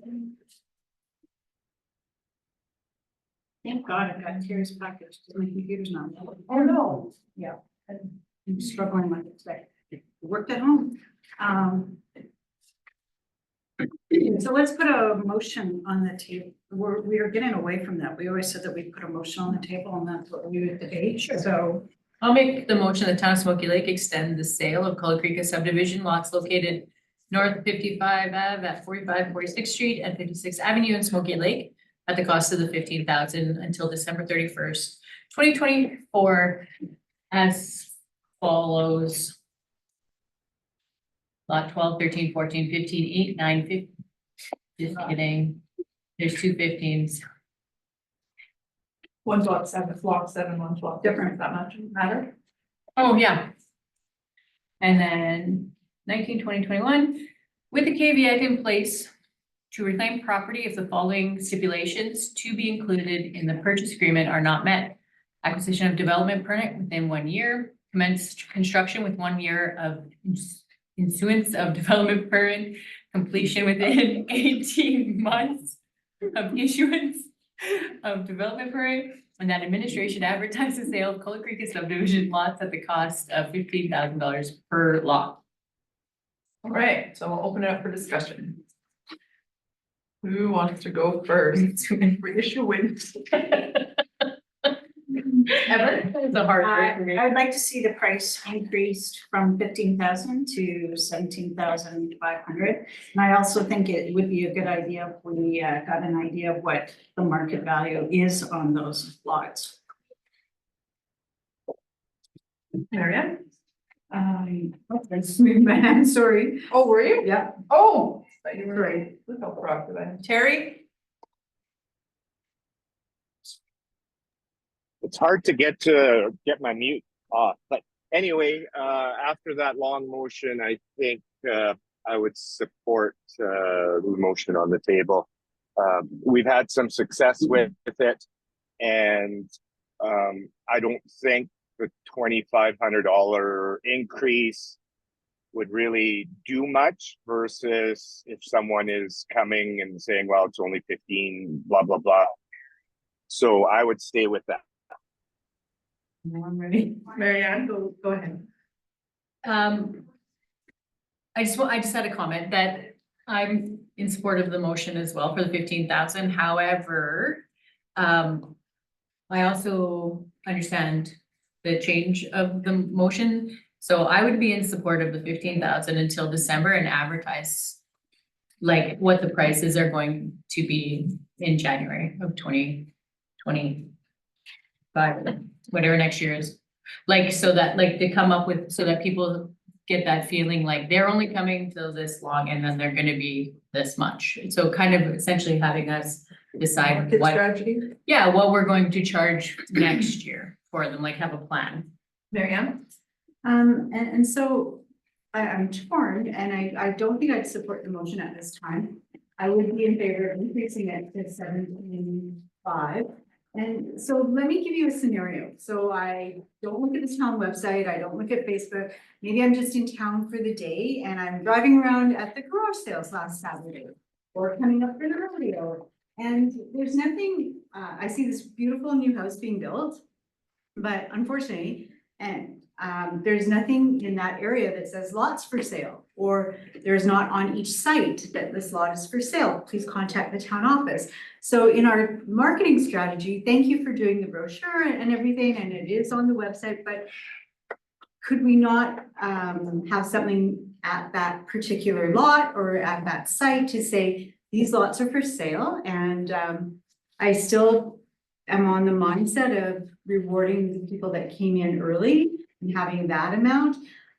In comparison, I don't know what the square meter cost is of that land, but we have 2 lots on Topwoods Road, not comparing apples to oranges, or apples to apples, but more oranges. Those are priced at 35,000. They're a larger parcel of land, but again, if we compare the square meter price, we might find that we're low at Colecrica, low compared to today's market value. And we do have a lot of homes for sale at this time. So that's my support of the argument against the motion. Marianne, Melody? Friendly amendment to the motion. They're definitely, that's the whole strategy though, is to try and move them and try and get people interested, which thankfully we have. I just would like to see some more interest in it, and I really like the idea about advertising on the lots, like at the location. People do, like I drive around town, I'm looking at for sale signs. So it's not, like, I think that's a really good idea. But yeah, they're definitely low. We had, when we first did this, we all had the numbers of what each lot was worth. When we decided to go this route. So they are, yeah, we do know that it's low, but it's the incentive. Dawn? I believe when we brought it forward initially and it was 30 to 35,000, it ranges per lot. 28 to 30. Or 28 to something. 35, probably. So yes, when we brought it forward for the sale initially, we had that in there, but, yeah. I like with the motion that's on the table. I don't agree with increasing it even after December. I like consistency. And like Terry said, it's been working, so I would stand with the motion that's on the table. Mel? What do you guys think of making a plan if the recommendation passes about making a plan for after December? Like, so that we know what we're doing and so that we can advertise, like, this is the price. Like, this is gonna be a price then, and then we've kind of, instead of this coming back again in January and saying, hey, you wanna keep the lots at this price? Like, I really think we should make a plan and advertise, this is till this date, then this is what they're gonna be. Marianne, so we just, I disagree that I think it should come back. We saw that there was a decrease in the Bank of Canada rates. We don't know what the inflation or the interest rates will be, and it's hard to predict. So I would be in favor of bringing this back. And we said that, or we thought we didn't have as much. Correct me if I'm wrong. We started with 14 and we're down to 11. Is that correct, Raman? So we had 13. 13. So Yeah, and then the sale is completed for the transfer, like the funding and ownership is for 2. We're hoping on the other 4 to be completed, and then obviously we have another buyer that just built a home that has a 2 on hold. So we have 9 pending. So my thought is, when you say, I like the idea of promoting like how much the sale is, we can advertise around those 5 remaining. Yeah. 5. Here's the lot, here's a picture of the lot, here's market value, and here's the sale price. Like, we could really highlight that and really focus, if this motion passes, that we could really focus on those remaining lots that aren't pending and do some real, to show that you're getting it half price or lower. Yeah, and that's. Yeah. So I thank you, Dawn, and I could probably get behind that. And I would recommend, if it's possible and not too costly, that right on site, if we had a sign that said, this lot is for sale. We could look into it as well. Thank you. Maybe if that's the direction you wanna go, do you wanna price on that? Cause I think we could find somebody that. No. If a motion is passed, then that's such a minor budget. I think it's within the CAO's discretion. Okay. Some signage budget there, yeah. Okay. But Ashley to work, he's good at that. He loves when I volunteer him for maintenance, stuff like that. Evelyn, do you have a question? Not sure. So the motion, there's a motion on. So you're going to make a second motion after this? For like what, because I agree with the suggestions that you made. I think they're actually really quite good. For the signage, you mean? For the signage, and I would like to see a motion, so I want to just state, I would love to see a motion that way to give it in that direction. So you put the motion on the table, but you are now coming up with an alternative, but you did disagree with her hybrid, where we'll go for 15,000 for now, Well, but then with a date, we'll come. Will we probably do the price increase, Mary Ann? I'm sorry, but I am talking directly to. Mary Ann, do you want me to add? Or, yeah, you can answer. So I think the motion, because it's, to clarify, it says till December 31st. So I think we can have that alignment, or is that what you're asking, or? Yeah. And then I could make a subsequent motion to have signage. She meant about my second part where I said, let's set a price for after. I said, let's not bring it back at December. Let's just say after December, we're gonna put them for sale for this price. And she was saying you didn't really agree with that. You wanted it to come back. So I think we're on board with the motion that's on, I think. But it's the second part that Evelyn's asking about. Yeah. Yeah, I'd like it to come back in December, so I don't want to be locked into that price. Because I don't know the economic situation of other variables. Okay. Okay.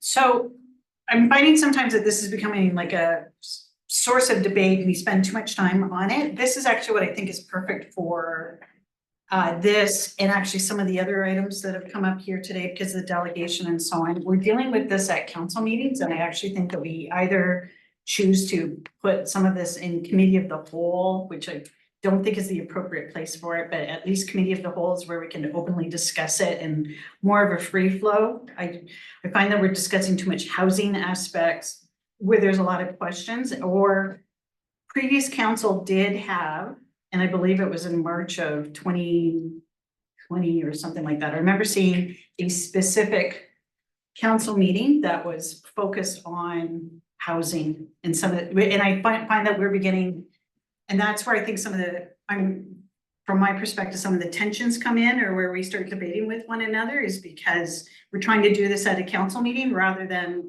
let's have a come to Jesus moment almost, and where we can kind of plan things out a little bit better, because everybody had, what really leads me to think about this is what Terry, when he was mentioning, he's made a lot of different comments that I would like to have him in the room discussing as well too, instead of via Zoom. So I know that doesn't actually help the motion that's on the table, but I'm kind of tired of this motion coming back to us all the time. So I'd like to come, not here today, but perhaps in another meeting, come to a decision about what we're going to do moving forward. Mel? Yeah, I understand what you're saying, but a lot of places just do council meetings, right? So they have to have these conversations, like you mean just the free flow, like it still has to be a motion of council for them for direction. But you mean to have a conversation to work it out, come to a common. Your previous council did this. You actually had a meeting that was devoted specifically to housing, where you discussed all of this. And when I look back on the minutes and on the agenda, it was a beautiful thing. I actually congratulate the previous council and admin on doing that, because you focused on all housing and one idea flowed to the next. What I'm finding is that we have a motion here, then we discuss different things, and we have a motion there. I find that there's also, because of the grant that went out, we're getting a lot of attention, but we don't have a plan. And I'm going to use the old adage, when you fail to plan, you plan to fail. So I'm finding that, and we also are not in alignment with each other. We do not agree. This is like what, the fourth time that this has come up, and it's always the same parties and it's always the same debate. So the definition of insanity is doing the exact same thing over and over again, but expecting a different result. And here we are. We've done that. This is the fourth time that we've done this. What's gonna come? Sorry. Yeah, I was gonna say. It's gonna come back in December. I know, and then now it's gonna come up for a fifth time. That's why I'm saying. But I think the point of it coming back, not always, not the last time, because that was just an amendment to a admin. But is that it is discussed and ensuring that we are all on the same page, or at least coming to three, that we're getting a vote in on the same of what we want to see happen. Because we are on different pages, but I don't know if we're gonna come through. Well, we can try. We can have a meeting where we discuss this specifically, because perhaps if we do that, we're not going to come to, I'm not expecting perfection, but I am expecting better than what we're doing right now. Okay, I think that's good enough on that. We're gonna call the question. I'm gonna call the question. All in favor?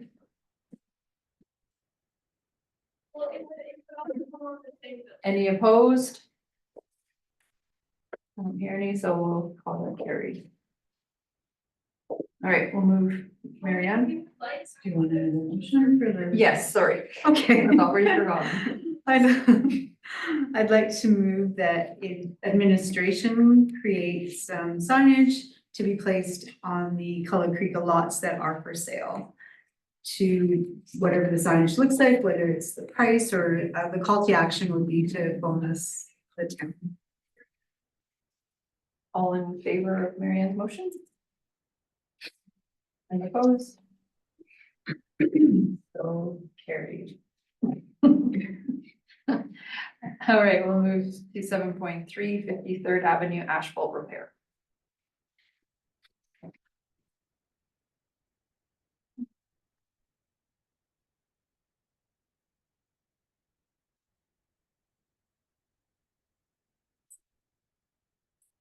So in our capital budgets, we were budgeted for a chip seal type of repair to the asphalt on 53rd Avenue from 46th Street around Kings Park, around to the back alley of 53rd Avenue. After speaking with multiple industry experts, it was advised that a mill and fill type of repair would be a much more longevity and be a more effective repair. Obviously, this would require increased investment. Basically, a mill and fill is they grind down asphalt road and then they lay a new 50 millimeter layer on top of that. Versus a chip seal is very much a surface level repair, and it won't repair any kind of structural cracking or any damage in that way. I was advised that a chip seal repair would only last a few years possibly, versus the repair I'm recommending has the potential to last for decades. Our options are to increase the budget to 90,000, I believe, to 100,000 including contingency. 100,000. And do a mill and fill type of repair to 53rd Avenue. And our other options to continue with a chip seal repair, which is not recommended, or that we postpone until a future budget year. If you have any questions or concerns, I'd be happy to answer. Just gonna comment, we do have a couple, I mean, we just approved 130,000 for the sewer line. But we need to discuss later the water reservoir, which could impact. So this is something that could wait till next year if we chose to, although it was council, I think, that brought it forward last year because of how bad a condition it is, and the pictures are on page 38 and 39. So we could either do the chip seal still and know that it might only last a few years, increase the budget this year using the grant funding, or defer the project until 2025 with the other projects in place. It's up to you. Well, I'd like to wait till next year on this one. It is bad. The road, and I think it was me that brought it up. And about the chip sealing too, I think that was me, but. Well, we did look into the chip seal. Yeah. We did feel that it was a viable option last year when we researched it, but once they were on site and looked at how bad it was, they said, you know, because it's in such bad shape, it's not a good road to do it on. That's understandable. So just defer it all in general until maybe next year. If we wanted to, yes. Madam Chair, I had my hand up there. Yeah, you're next. Sorry, Terry, I was. Oh, that's all right. Go Yeah, I totally agree with Mel that the 100 grand, we should budget for a different year. Hopefully we can get some municipal funding. But I still think the crack seal would be very beneficial at other places in town, not that, like you said, I agree, that's too far gone. But I still think we should use our budgeted amount to get some other stuff sealed up before it gets to that bad of a state. Thank you. I should also point out, I sorry, rereading the motion, Crystal also had mentioned we could use this one as a local improvement plan where a portion, usually about half, go potentially up to half, or whatever you decided could go to the homeowners. We'll have to go through that process if we wanted to go that route, so that would mean our portion of the funding would be less, but again, doing something like that, it would almost be nice to plan for that, into the next budget season, rather than blindsiding residents with it, would be my opinion on it.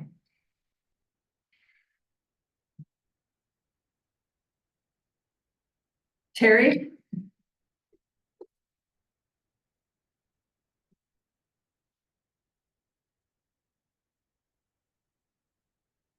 Terry, do you have a question? You may not have to. Okay. Any other questions? Evelyn? I do like that idea, that we consider that, considering how much it is.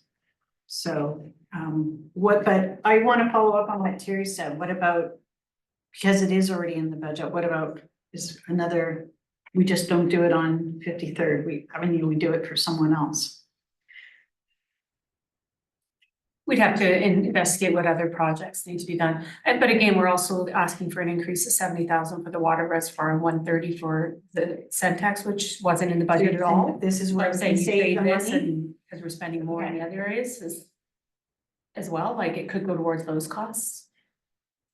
My concern with doing that is because we do need to do this. Yes. So, but I'm a fence sitter on that one because I agree. I don't want to, like, that's our capital budget. We need to take things off the capital budget in order to afford what has been presented to us today. But having said that, I don't want to keep postponing and postponing and postponing, and I think we might forget. So somebody convince me of which one side, because right now I'm sitting on the fence. Well, most of my other large projects are way higher than 35. I also have.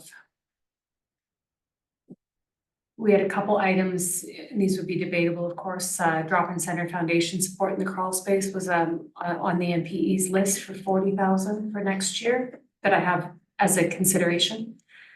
No, I think, I don't know if this is what you were meaning, but I think that there are other locations in town that we could spend some time doing chip sealing. I can think of 2 intersections right now that are in rough shape, but better shape than that road. That road is very bad.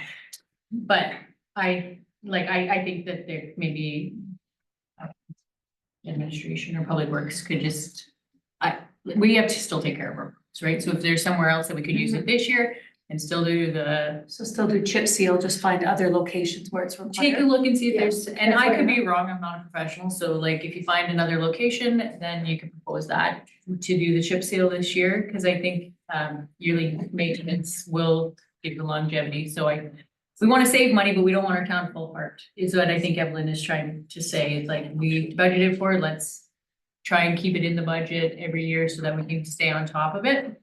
That's, well, yeah. So if we could make a motion to amend the capital budget to consider. I was gonna Bring it back, but gonna keep it make in a- the budget, but remove the location from it, basically. Yes, I would make a motion to bring back options for milling and filling. No, chip seal, right? No, mill and fill for the one, for 46 to 57, different options for financing, whether it's property improvement, what's it called? Local improvement. Local improvement, so for administration to bring that back to do in the 2025 year. And to change location, amend our capital budget to change the location for the chip sealing to a determined location by Public Works or administration there. So just change the location of the, Allocated funds. yeah, So you're asking admin to bring back a different location for us to bring back a consider? different location and bring back options for mill and fill. Is that clear as mud? Yep. Yeah, okay. I got it. You got it. Yeah. Call the question unless there are other questions. All in favor? None opposed? Thank you, Mel. Carried.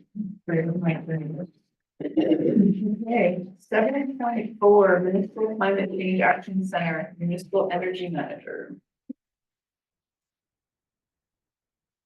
So I put it on. Oh, yeah, unfortunately, the other municipalities were not interested in moving forward on this, so, and I think we're kind of small to do it on our own, but. do I have a suggestion? What about the town of Lamont? Why stay within, because I can understand why Vilna said no, and I can understand why Wasetna said no.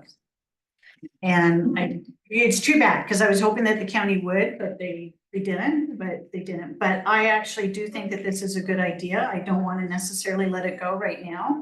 So town of Lamont, talking to the mayor and councilors and the CAO, not the interim CAO, but there's an interim CAO there.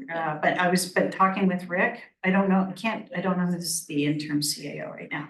What is, I think it's Trevor or it starts with a T. I just remember the T is the start of the name. But how about if we take one last shot at this, but instead of turning to our Smoky Lake region, we actually turn to another municipality.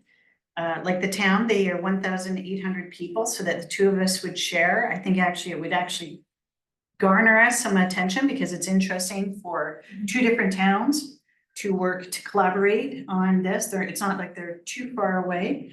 But also, I just mentioned all of these individuals like that I've talked to, and they've said, you know what, we need to come up. We are neighbors and yet we don't sit in on any boards together. There isn't any, like, but what can we do to work together? And this might actually be a foot forward for the two of us to collaborate on something. So, because I do like this idea. You have pursued this. I don't want you. Is that a possibility? I have to double check the grant funding, but If you could. when I looked at it, I made sure it didn't have to be regional, so there's potential. I could definitely. So I would like to step out of the box and say, why don't we do this potentially with the town? I originally thought of Redwater or St. Paul, but then I remember a conversation I had with those guys. So let's try, if you could look at it, why not do that with the town of Lamont? That might be, anyway, that's what I wanted to suggest today. So you're making a motion to Do, do that? yeah. Okay, So my motion is that the town of Smoky Lake admin pursue sharing this MCC ACC municipal energy manager grant with the town of Lamont. all in favor? None opposed? So carried. All right, 7.6, birthday town information. So we had, Counselor Kosciuszko had brought this forward. We had Laura, our municipal intern, do a lot of research. She phoned every business on the list to find out if they're still doing it. She did a fantastic job. So she provided the information. It's listed on pages 47 and 48, everything she found. The biggest thing with this is that, well, for one thing, we're finding it's not being maintained and supported as much as it should be. And it sounds like the chamber was gonna step up and take on a bigger role. It isn't although we stand behind it, it isn't our initiative. So the thoughts were we could offer assistance, we could step back and say, we're not, we'll just direct people to the chamber if they call. But there's not a lot we could do because it's not our initiative. So there's a few options there that she listed out on the direction we could go with this.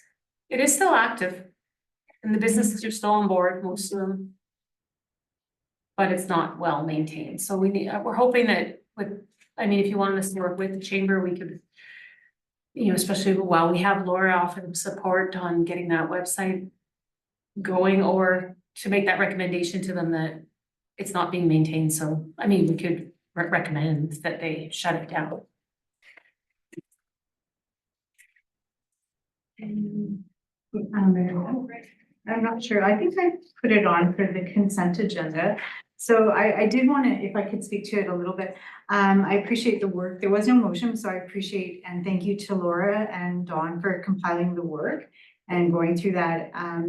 My other concern is, okay, so in the background, the chamber would look to have us help them, but I don't know how feasible that is, because who's collecting the data, if there is any, and then how would you manage that? And it's funny because even with Michelle being here today, we want to take on more initiatives, but then if we don't have the manpower, how viable is it for that program? I like the idea of having alignment and collaboration, working together, but I'm struggling with it. So,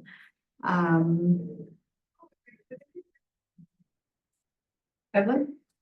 So I really like the work that Laura did into this, so kudos to her because it was because of the details that she provided that I would like to say that I think this is a dead horse and we keep beating it.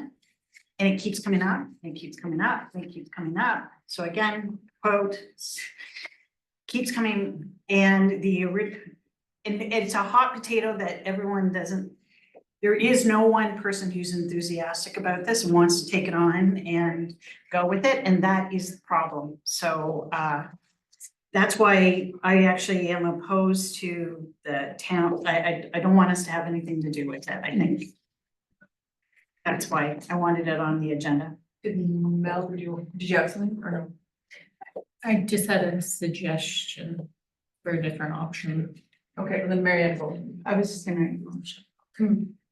Oh, Because I thought that was. it is, you just do it. No, I was just gonna suggest, like, out of these options, then, it's not the town's initiative. So it's not ours to terminate, not terminate, do anything with. The only thing I could suggest was that we could write a letter to the chamber, that we feel like it's like it represents the town and it's kind of fallen by the wayside. That's all. Like, we can give suggestions, but it's not like we can say we're not the big county anymore because it's not ours to do. Like, I don't know what to do with that. It's not ours to change. So option 3. With a letter recommending. So before because I think we're leaning to number 3, and thank you again for the options, but there's, I want to just talk to admin, and so we don't have, the staffing to run it. I mean, it would be one more thing to maintain, with the I mean, I guess we could work with the chamber on having it on our website and then maintain that way so it can be kept up to date.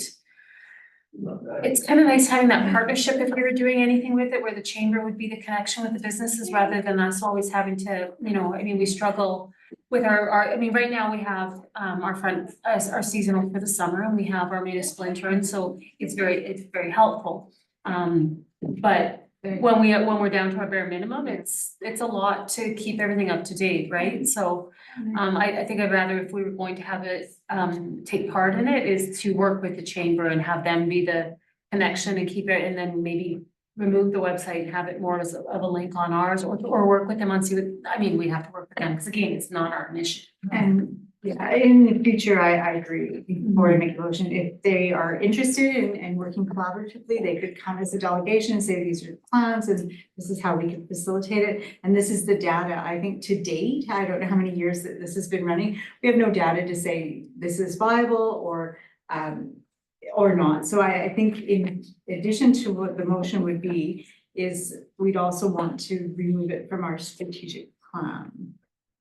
That we wouldn't be putting our time into it with the seasonal staff or otherwise. So my motion would be our motion would be the Town of Smoky Lake direct requests for information on Birthday Town to the Chamber of Commerce, as it is not a town initiative, and to remove it from our strategic plan as well. Okay. Is that okay?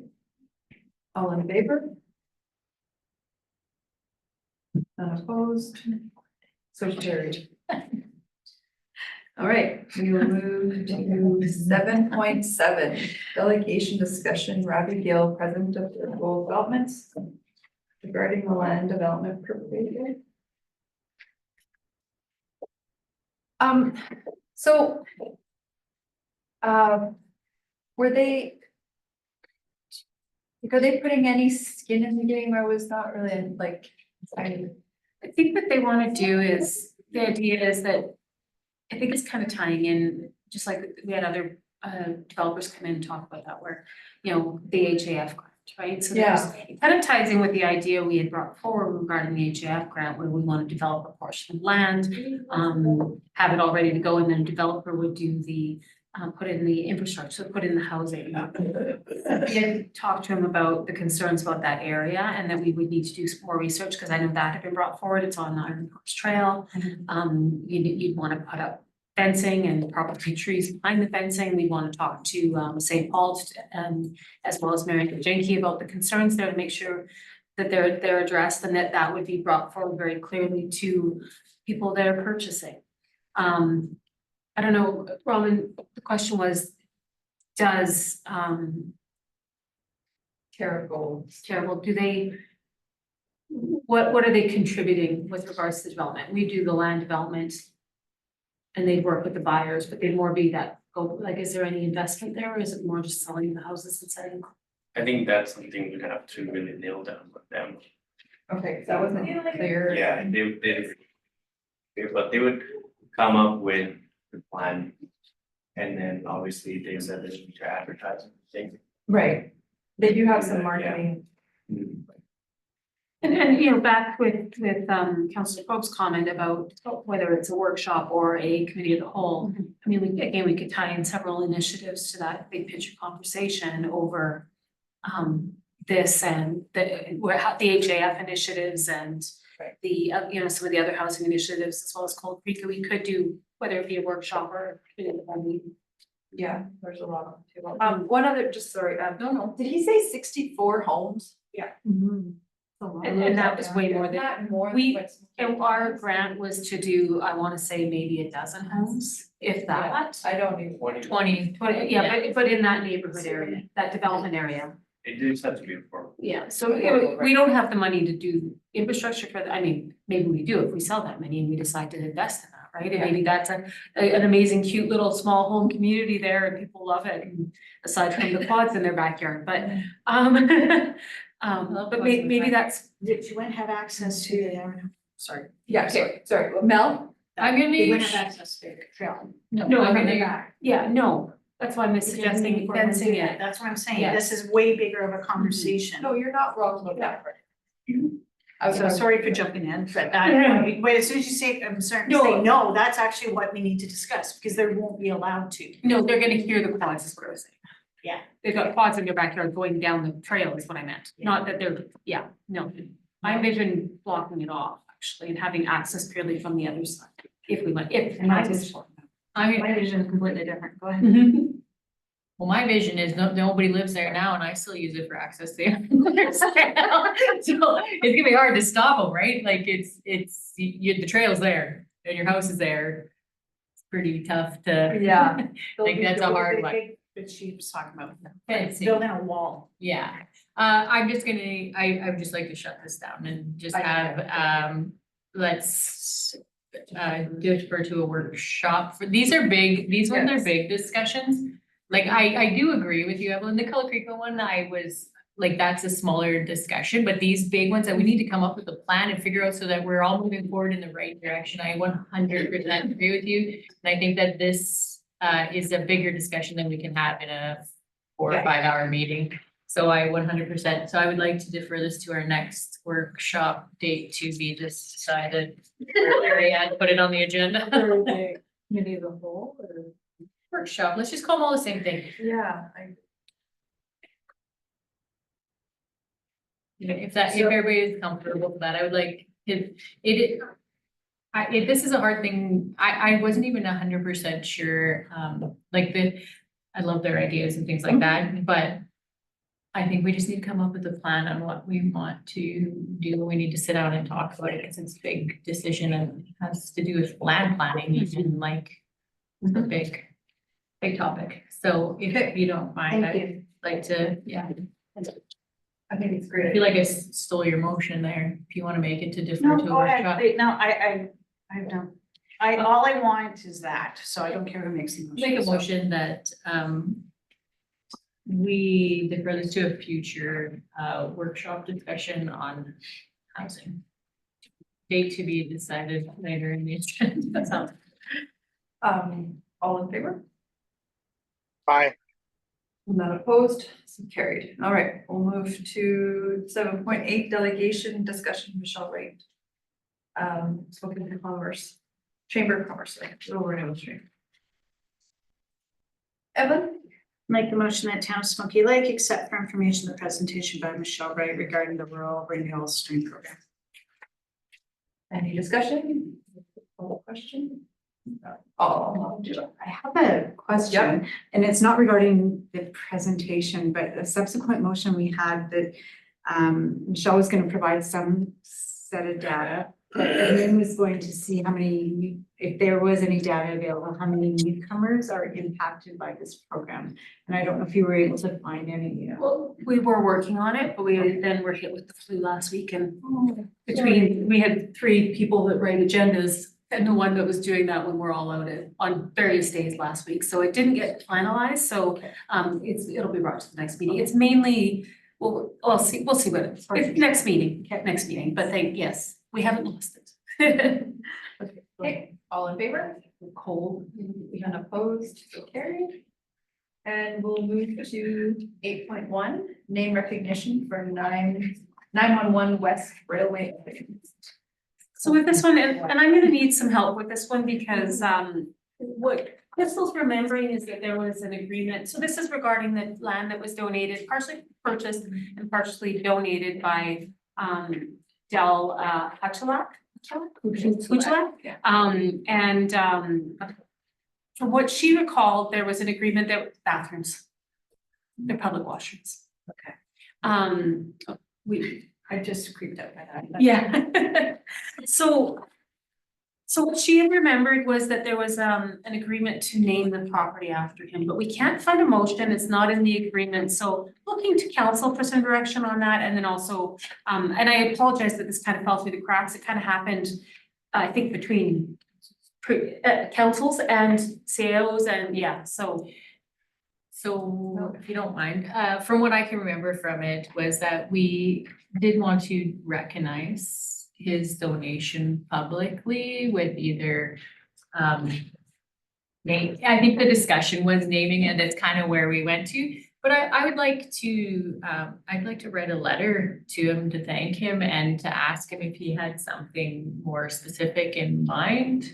Cause you're right, I think we just agreed to do it and I don't think there was like a specific what we were gonna do, whether it's naming that piece or a bench or a plaque or a sign or. Marianne?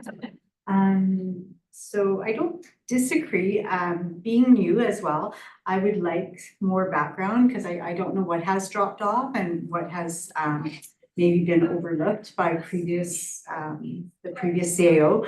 So if we could have that brought back, maybe, because it's a partial donation and a partial sale. And did you read through the back? Yeah, I This did. was actually February 1st, 2022. Yeah, and I remember the emails as well. Yeah. But I don't think we ever learned about the price or anything like that. And subsequently, we have the Connects doing the corn maze. So is that an agreement for a long period of time? And that's another question, but I my. can speak to Okay. those So- once I get all your questions. Yeah, so if I've learned anything with our shared experience with the Heritage Board and Mr. Ratsoy's generous donation is that in first that if we're naming something, I would suggest administration create a naming policy so that we establish the criteria and there's donor recognition, because I'm sure that this is not just going to be one of maybe many to come. And I think that we need to just follow some of the guidelines. Mr. Ratsoy's generous donation took maybe some missteps or how that was handled. I think I've learned a lot from that. And I'm hoping that we can streamline the process. Carrie? Thank you, Madam Chair. Yes, Mel's correct. It was more of a, for lack of better words, honorarium agreement that it would be recognized in some way. My view on it was once it was developed, there would be some sort of naming. But yes, I agree with Marianne as well that we need to put it in a motion that, so then it's on record that that was what the agreement was, and get more background if we have any and create a policy for it. I would like to see that we have, if we were to name it something somewhat, I want to say temporary, but something that can be put where the land location is and so that we can have it recognized and then we could, of course, do more as it becomes developed, but maybe just for the meantime, so it doesn't, because it may get forgotten. Yeah. No? I see it as just two topics, because Marianne, I agree, you should have some sort of a policy. Or what's the word I'm looking for? Sorry, there's a bug. Procedure? A naming. Yeah, something like that. This was a request when it, like a personal request when it came. It was like, hey. Yeah, it was part purchase, part donation with this, like a small stipulation. So I think we should honor that and then also work on your policy. Marianne? or procedure. And right now, the way it stands, if you're asking for a naming, then you'd want a sign, and then where does the sign go? And so it opens up, I think, a can of worms. And I looked at other municipalities, and it's not unusual to have a naming policy for donor recognition and just to follow that criteria so that it makes it pays it forward, right?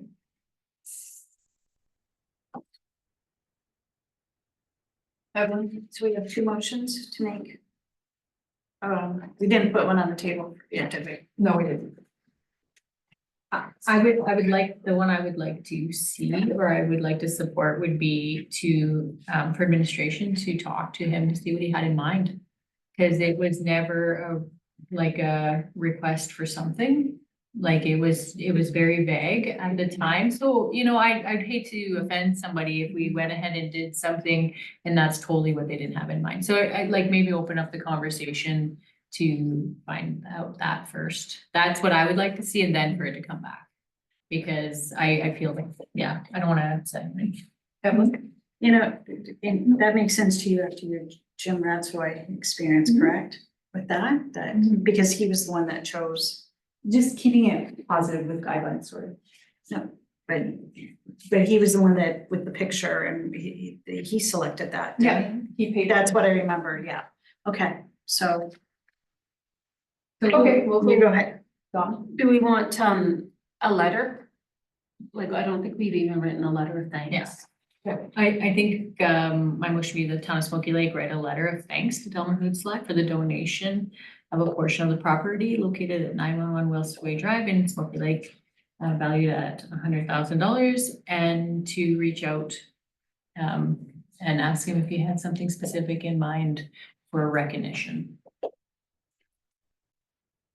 Okay, all in favor? Aye. And then we'll have a second motion to create a policy regarding naming.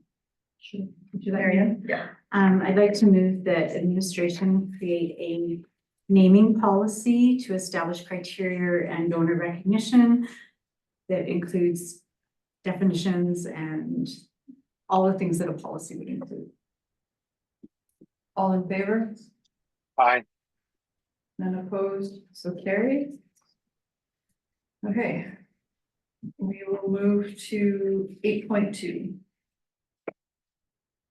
Financial, 2023 financial information for the Smoky Lake Development. Marianne? I think that's before moving to accept the information, during the meeting, and this might be directed to the managing partner, or maybe I was the only one, but Terry had asked a question about the board composition or the number of voting members. And to date, I have not received an email to answer that question, and I don't want it to I don't want it to fall off or get lost. So I was wondering if there was any additional information that could be provided. Voting for who? Members, which one? So remember at the meeting? No. Sorry, I thought it was resolved in the meeting. Which meeting, the MCC Yeah. annual general that just happened? The AGM. Brought it forward out of her book. No. Terry asked the question and it was, they were just going to email Terry and he said, well, why don't you email everyone? Alright. So Mel? So I remember, and then Yeah. Then Lydia brought out her magic little book and refreshed us all. So the reason the voting, and you're talking, so this is for the MCC. Yeah. Which is different. That question was for the Smoky Lake Tourism, the SLTC. So it had nothing to do with the MCC. That's right. Yeah, the reason the voting is the way it is because the MCC is one body. We're not separate, not county. We have 2 votes. They have 2 votes. Otherwise, somebody could just run the show and outvote somebody else. But we have to stop looking at it like county representative, a town representative. The MCC is one body. Yeah. So that's why the votes are like that. So we have the same amount of votes. So there's 3 bodies, town, county, and Métis Crossing, but in reality, it's town, county, and that, so there's only 2. So we have equal votes, equal shares, equal votes. We're all together in one MCC. But that is for that question, sorry, is for the SLTC, not the MCC, that's. Terry? Yeah, but, okay, I agree with you there, but we put in 1.2 for two seats. They put in 600 for 2 seats. So if we're going on the assumption that, or the reality, I guess, that they were joining the MCC as one identity, then they should have put in 1.2. Okay, to clarify all of that, the SLTC will not be made up of the town and county and the Métis Crossing forever. This is temporary. The actual directors will be people that will follow a matrix that will be decided by, I guess, the founders, I'm not sure on. And they're gonna be there. Like, we're temporary. We're just there to hold, to build the SLTC. So it's not a forever thing. Like, it's not gonna forever hold a county, town, and 2 Métis Crossing. No? Yes, I read. So the money is irrelevant to town and county. The money is a corporation, or of everybody. Should probably have this on the I agenda. want to- Since it's not on the I was agenda gonna say, I today. want to remind everybody that this isn't on the agenda and these were bylaws that were passed by. Like, this stuff was a long, long time ago and it was already passed. And when we're talking about rehatching things, Yeah. these were decided by the people in this room. Every And step. like, so it's not up to the MCC to change that or anything. We all created these. And so it's hard to always go back, but it is something that's not really on the agenda today. It does say Smoky Lake Development Corp on the agenda, at least. It's just the financial statements though. Yeah, that's right, okay. Yeah, so, okay. Mayor, so I would, thank you for, again, I did not remember the question in regards to that two different entities, so thank you for the clarification. I would also like to move that this Thomas Smoky Lake acknowledge receipt of the 2023 compiled financial information for the municipally controlled corporation for the Smoky Lake Development Corp. Year ended December 31, 2023. All in favor? Bye. Opposed? Okay. All right, point 3, Alberta's ACP grant regional. Recreational services inventory and operations.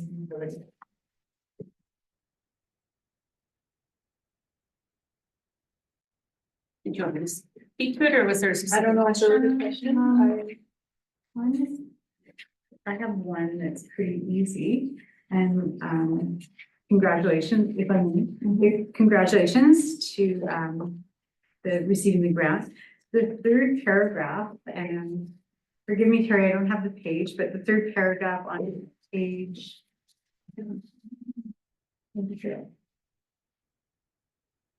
Page 16.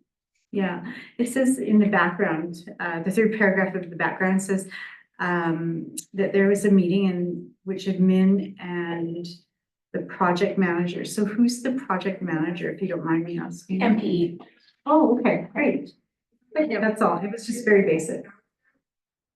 I was trying to look online for some information on the Wasetna's website and there was nothing that had come in. Yeah, Wasetna is the managing partner and then the project manager they selected was MBD. Okay. And so I wanted to make sure you guys, that our councils were aware of this project. Well, you should be anyways, but also because we're gonna be doing, or through NPE, community consultation. Asking for input on recreation in the municipality, gaps, wishes. We had I mentioned a few that would be brought forward and. You can ask for a pool. That's what I said, you're gonna ask for pools to be high on the list. So, as well as a few other things, but anyways, yeah, it'll be consultation and, yeah, I think it's a neat project.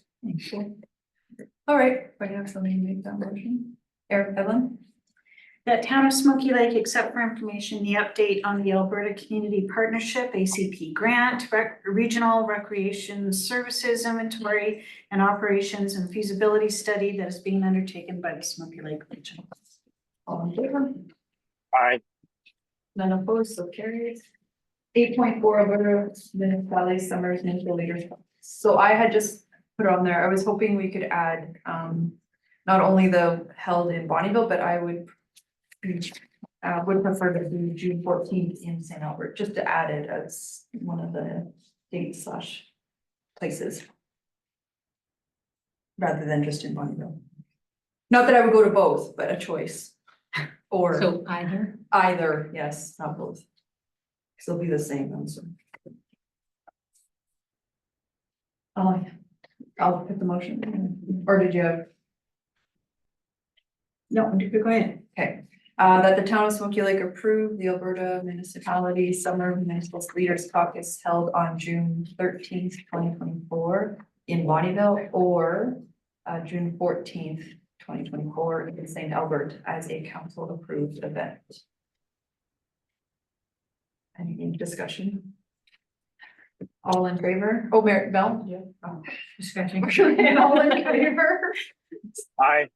If you'd like administration to register you, being that it's this week, please, Yeah. the one is this week, please let us know as soon as possible, we'll get you registered. Yeah, I'd like to go to St. Albert, please.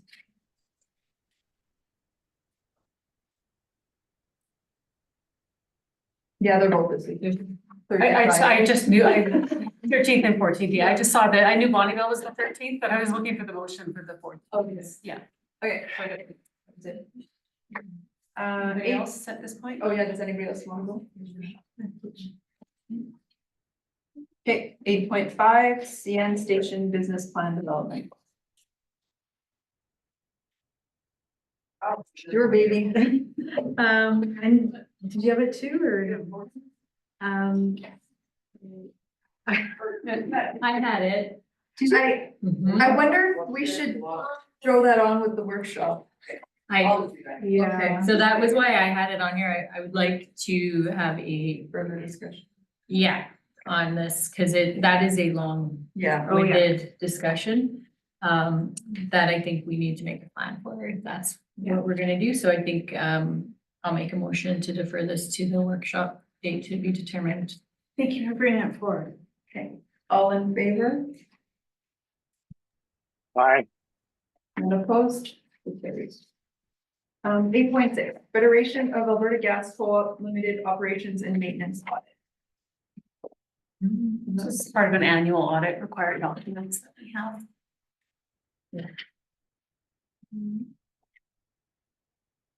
I have it online. Okay. So I was just looking for a better explanation and in one reference, so an audit is they come in, they check, did we pass or, because I saw the templates, but they also referred to there was, for the meetings, there was a board. And I don't recall going to any meetings or.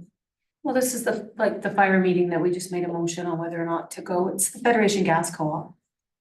So I think Terry, you're the member on that, right? Or the fire? Or the gas?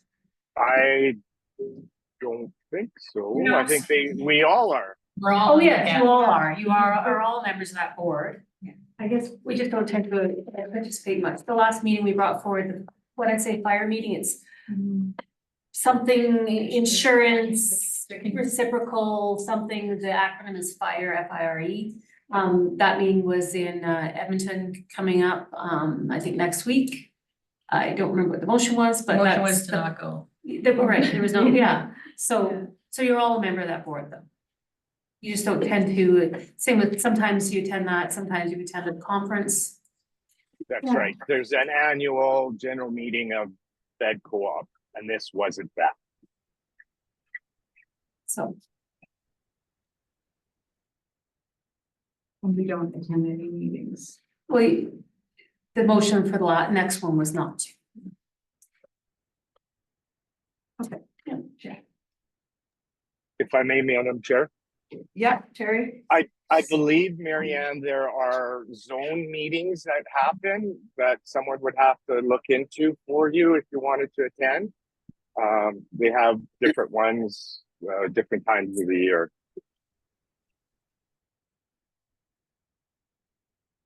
Thank you. Do we have to make a motion with all of them? Yep. Okay. Yeah, separate motions, please. We need to submit them for Yeah, the, so then the chairperson, for like when you're signing the document, the board council chairperson is the mayor or? I'm on you're page, just all on, oh, sorry. I'm on page 99 of 105.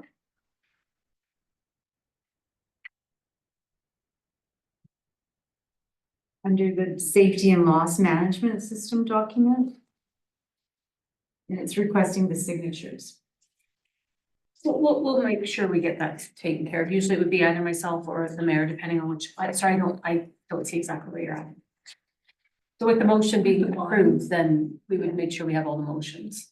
But I just was asking who's identified. Sorry, as which the page chair. again? I'm sorry. Not 99 of 105. Oh. Do you have a, or like on the PDF page number at the top?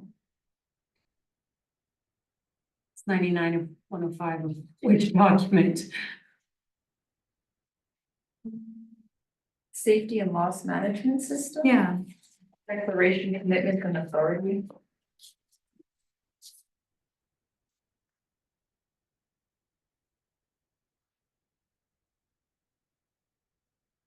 I'm seeing page 110 to 285. I'm not seeing 99 of 105. I'm just happy I got the split screen. Oh, page 30, I see now. Okay, it's at the top, the actual document.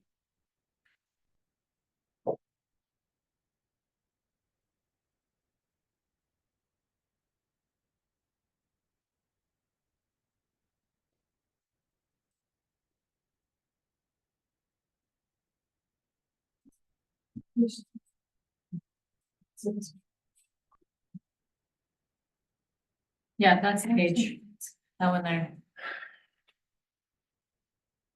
So the board council signature would be the mayor and then the general manager would be myself.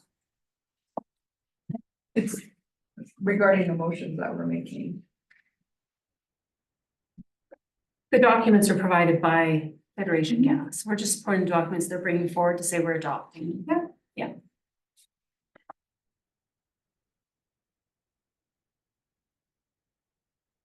Mel?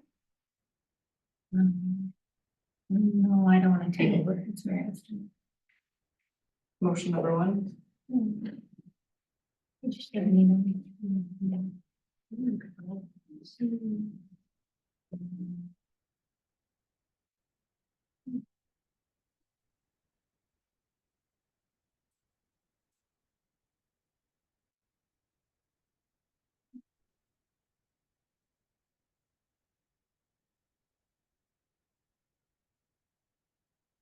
We're gonna split screens? Like to say yes, but I'm not. I'm just looking for the recommendation. It's this one, right? Yeah, The three that's the different one, ones. yeah. Do you want me to start going ahead with the first one? On page 79? Yeah, I got it. Yeah. So it's going to be motion number 1, that the town of Smoky Lake is committed to the health and safety of its employees, contractors, and the public, and to minimize impact to the environment by being prepared for emergencies and incidents that may affect the above. And council fully supports the emergency preparedness and response program with all terms and conditions in its entirety. All in favor? Aye. None opposed, so carried. Evelyn?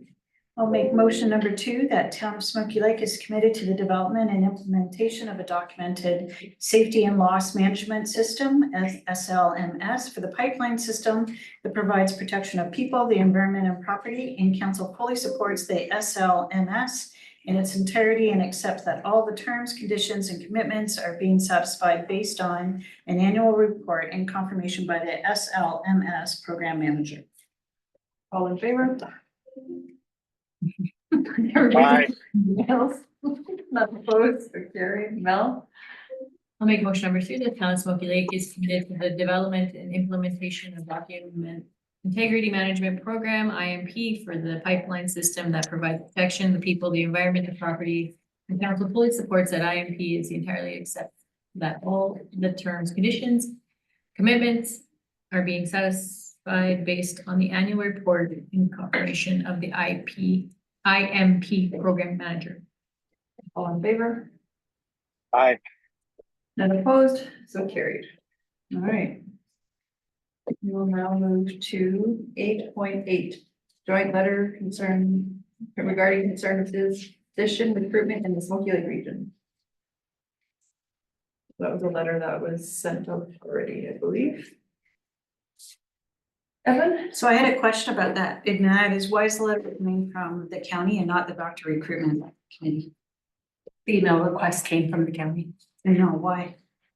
We didn't have a meeting. It was brought up at the doctor recruitment, so. So, I mean, I was fine with, but that was my number 1 question, is I don't understand why the county is taking the lead on this when we have a committee for it. It was just like not the letter per se, but a lot of this information was, or not information,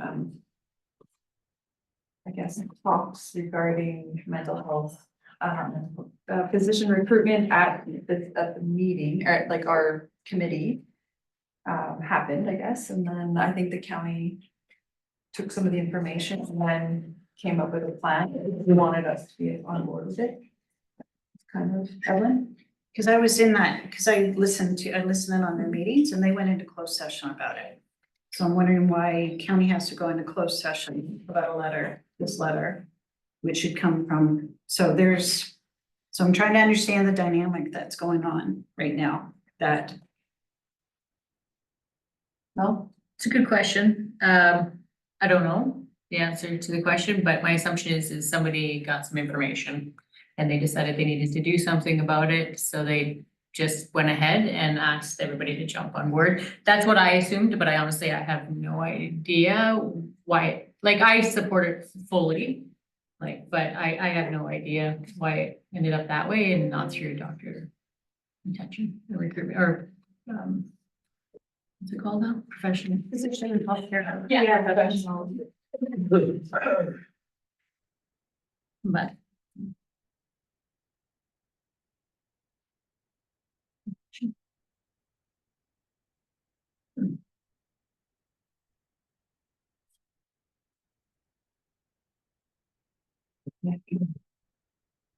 Evelyn?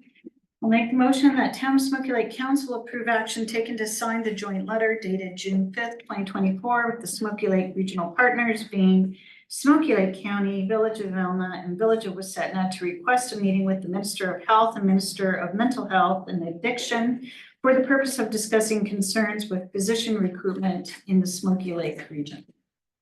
All in favor? Anyone opposed? So carried. We'll move to bylaw and policy. 9.1, so bylaw number 03-2024 corridor regulation bylaw. Mel? Make a motion, the town of Smoky Lake give second reading to the bylaw number 03-24 corridor regulations bylaw for the purpose of regulating of the corridor owned by Northeast Community Corps. All in favor? Aye. None opposed, so carried. Mary Ann, third reading.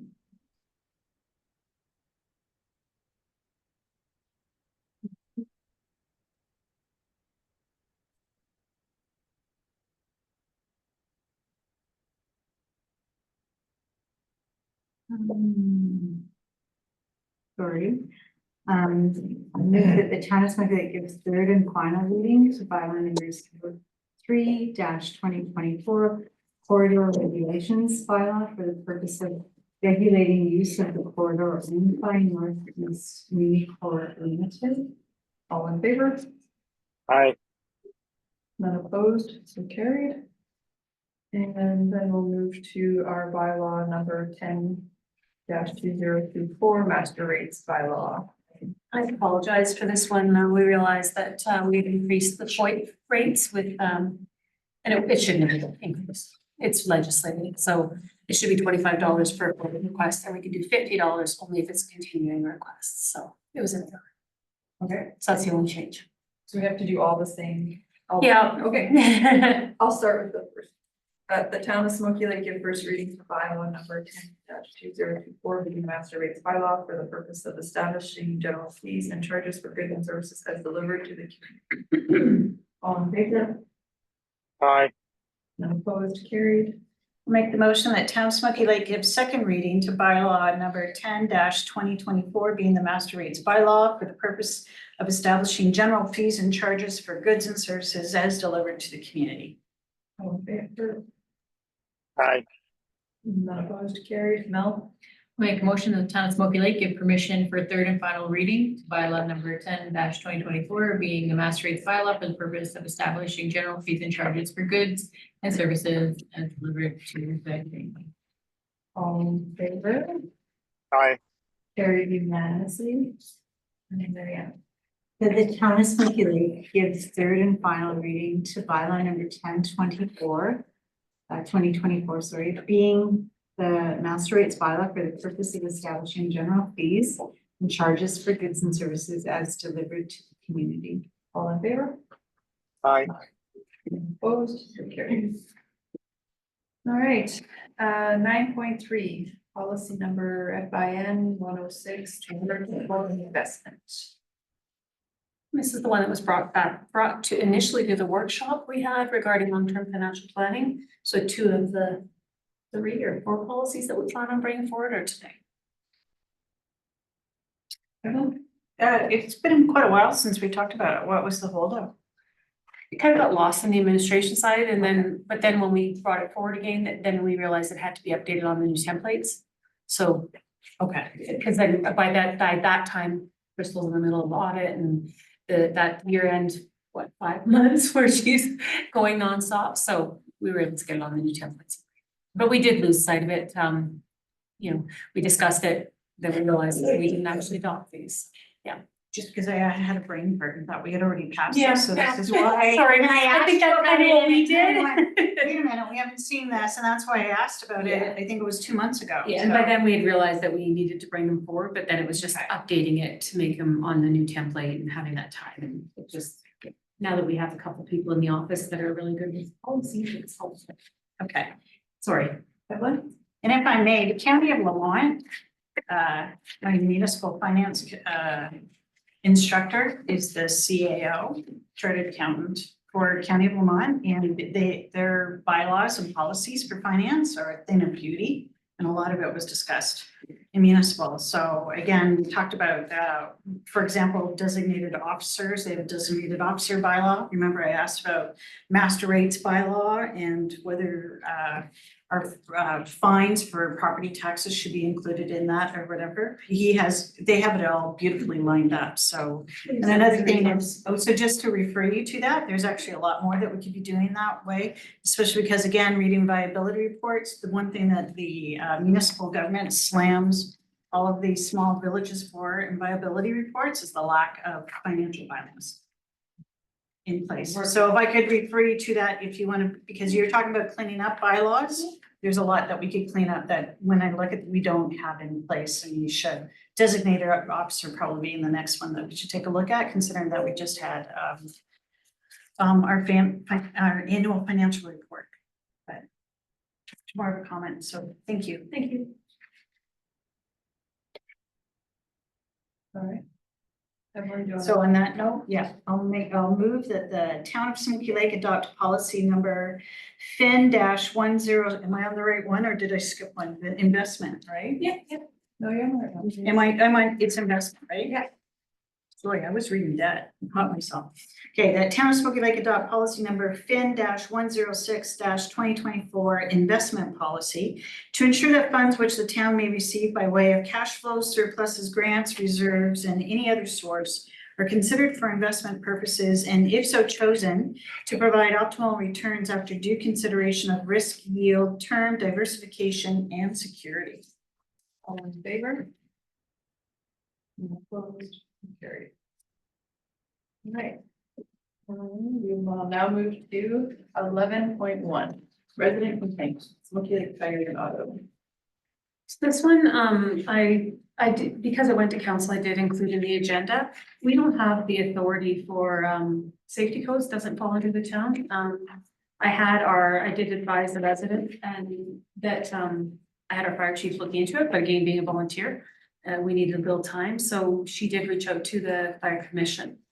And we've handed it off to them because we don't do safety codes. So we don't have anyone authorized for that, or trained, certified, appointed for that.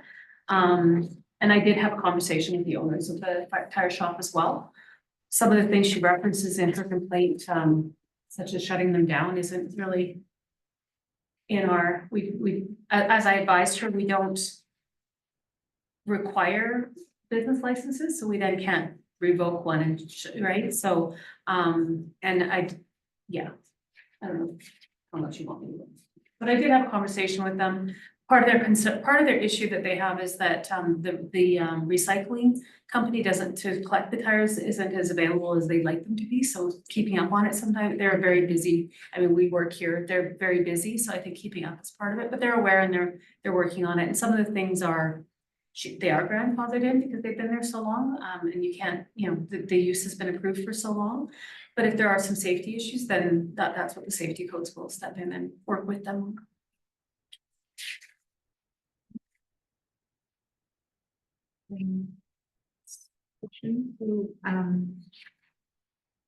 We have something similar in name coming to us in closed session. This is not that. That is not this. No, okay. So I previous, if I recall, we've had two members of council have a chat with her. Is that something that we should not With the resident do again, or? See, so this came to closed a couple years ago. Yeah, there was I found a big package enclosed in response to 37 complaints. But there was no motion saying that any councilors were speaking with her. So I didn't know what came of it. There was no papers. So I'm just saying, I couldn't necessarily chase the history down other than I found the history there. I've been working with the same resident on a few different occasions over the since I've started a year and a half, followed up on a few different complaints. But I don't know what the conversation was or who talked or I'm not sure. Was not. As I advised, I appreciate the concerns. The one comment. I don't have it enclosed here. No. Ongoing complaints between neighbors, we don't tend to continue pursuing. We don't have the resources, we don't have a bylaw officer. So when we're enforcing, so if I'm gonna follow up on a complaint about, now this is different, but something that I could go around to 30 different houses in town and say this could be enforced, and so what do we pursue? If it's not a safety issue, it's not encroaching on sidewalks, such as hedges, for instance. To what point, what aren't we doing to pursue some of these bylaw enforcement items? I did look in, unfortunately, the county so far, well, hopefully with the new CAO, we can have the follow-up conversation, but what I'm understanding is their peace officer is incredibly busy. I have had some follow-up conversations with the villages around that. I did look into contracting. We don't have the funds for that at this point, so it's every time we enforce something, and we would do, and we do pursue those grossly negligent, unsightly, things like that. But it's resources, right? You know, it's the complaints about the alleys and then the bylaws and then the cracked ceiling and like the work plan is very full for Public Works and we didn't get all of our seasonal staff. So we're short, 1.5 seasonals right now. So it's So then, doing what we can with our resources. I guess what I'm hearing is, that we shouldn't be sending council up to have that discussion. It's taken care of and, in the absence of a designated bylaw or, dedicated bylaw officer, it would me. be this, like the Yeah. CAO, okay. So I get the complaints, I work with our front end staff that help with the letters and that part of it, the communication, and then largely it's Public Works going to certain things come up and we, again, with our enforcement of bylaw community resident complaints, it's leniency, so we usually try to have a conversation first anyways. So, but the guys are great about that, they'll go around, knock on doors, talk to them about whether it's their lawn or their, where they're parking their RVs, things like that, and it takes a lot to enforce all the bylaws, so without an appointed, a full-time person or even a half-time person, it's not it. We deal with the ones that we know we need to deal with.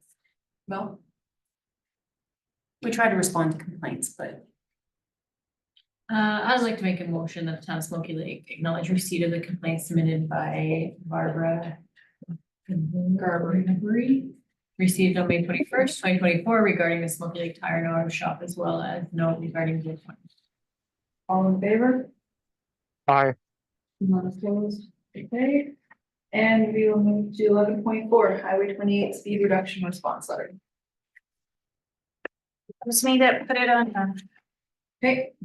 So, that's really good news. Is it too soon to share that positive news? Do we want to wait? Again, no, because this is something that, again, we've been doing for, previous councils have been fighting for, this has been going on for such a long time. This is a success. Is it too, do we have to wait for the new signs to be up on the highway before this was celebrating? approved though last year. Yeah, If we we should wait. issue, and we haven't got the signage yet. Yeah. So it's up to council. We could definitely put it in our newsletter as acknowledged receipt of the letter. We could definitely have that in there, but I'd love to see the signs up and then take pictures and say, we did We it. finally We did it. got it, yeah. But I mean, Someone picking we that one. summarize our key motions in the newsletter for as much as. There's quite a few people, I think, that are appreciating that part. I get phone calls or when I pop in like to the drop-in center or whatnot, or when I'm getting groceries, I'll hear the comments about, so I think people are reading those motions, so it's kind of our way of self-advertising because we don't have a paper to. So I just wanted to highlight that, because that is again, it ties into what I was saying, at the last meeting. When I asked you to, the Right. sale of the Cullen Creek lots, and even we've got a new home already moved into Maria Close East. So I actually really would like to see those things promoted on Facebook and in the newsletter, because We're gonna share that video, the YouTube video on our page or something if we get it. The house we made. Frank's, They posted videos. Yeah. That, you see something like that, I actually really would appreciate it if we did that, because I think we have to be our own public relations managers, and municipalities do a bad job of it, which is why I don't think citizens know often the really great things that we achieve, and this is another one too. This is something that's been in the works for a long time. If you feel it's too early, because I agree. Yeah, we want to wait. Let's hold But up. I want to put it on your radar as something that the minute those signs go up, I want, Mary Ann? press release. So I'd like to move at this time that the town of Smoky Lake acknowledge receipt of the letter from the Honorable Devin Grecian, Minister of Transportation and Economic Corridors, dated May 14th, 2024, regarding the speed limit reduction request on Highway 28, and will be preparing a ministerial order to amend the speed limit in response to the town letter dated April 8th, 2024. All in favor? None opposed? So carried. All right, last minute additions, 13.1 community standards bylaw. Okay. Would we, that's mine. Yeah. That's why I started talking. Yes, yeah. Sorry. So when we did the community standards bylaw, I do remember the meeting, it's on video, where I said that I did not like the word spiteful, that I could not find the word spiteful in any other bylaw across Alberta. It's a carryover from your predecessor and from the way that it was written before. At the time, I said that I would like to see it change, but I didn't have the heart to make a motion about it because we had just gone through all of the process of combining bylaws, so hindsight's 20/20, but I really wish that I had sent it back now and that we had it changed. I have looked at other bylaws. There's actually more appropriate language. So I would like that bylaw to be brought back and to have that finally removed, and because there is more appropriate, less incendiary language that can be used in that particular case. So we can make that motion. So I'd like to make the motion that admin bring back the community standards bylaw with changed wording in regards to the word spiteful. All in favor? Thank you. None opposed? So carried. 13.2, schedule a cow everything. Council. So do we, if that's regarding the workshops that we're talking about, right? Well, I think a workshop is different than the meeting, and the meeting would be committee of the whole, so we could have that time to discuss. I had in my notes that I would like to talk about the Housing Accelerator Fund, and just the initiatives and the direction that we're going, and I think there's an opportunity to talk about how we take our priorities and work out our advocacy for them, if it's housing or healthcare. And another one came up today. I'm not sure. CN station. Or the business plan for the CN station. So I don't think it would be a workshop because it's not a place where you can make motions, whereas a committee of the whole, the motions are brought to the council meeting. Oh, it's a motion to send And it. it has minutes, So so the it's a little more difference, the formal. difference between the two is a workshop is more of a planning around initiatives and just conversation, informal. And then everything goes back to council based on what's discussed there, and they're not open to the public. Committee of the whole is a meeting with an agenda. Yeah. And the motions would be to refer back to council. Right. They're open to the public, but we did have that we were not broadcast. Live stream. And I think we just brought that forward, so I'd like to give that a go. I think that was my intention, but if you decide otherwise, I'm okay with that too. Mel? We just made a motion to to defer it to a workshop. So can we book it as a workshop and the workaround, if there was something that needed to be sent for motions, an email could be sent to everybody and to the administration to please add them to a future meeting and add it to an agenda item, I think. So, yeah, I should have thought about that before I made this motion. I like the workshop. But I agree, we should make sure that what we've decided get on the agenda. And the reason I had said, if I may, I said about the committee of the whole, because we brought that forward at one of the, we changed our bylaw to include them, and with the definition, it's a little bit more structured with the agenda and the minutes, so. But I'm quite flexible. Ellen? I have at least 3 subjects that I think should be discussed, that I would like to suggest to be discussed for committee of the whole. Because again, it has to do with that whole of being able to have a conversation about it, not making any motions, but actually discussing it and bringing it forward. So I think we do have enough for a committee of the whole meeting. I think there are subjects that we can. No? I just wanted to be clear that I know what the difference is. A committee of the whole is structured meeting where you're not having banter back and forth and discussions. It's like a council meeting. It's run like a council meeting. Everyone goes through the chair, speaks through the chair who has a council meeting. Yeah. Open to the public. Where a workshop is.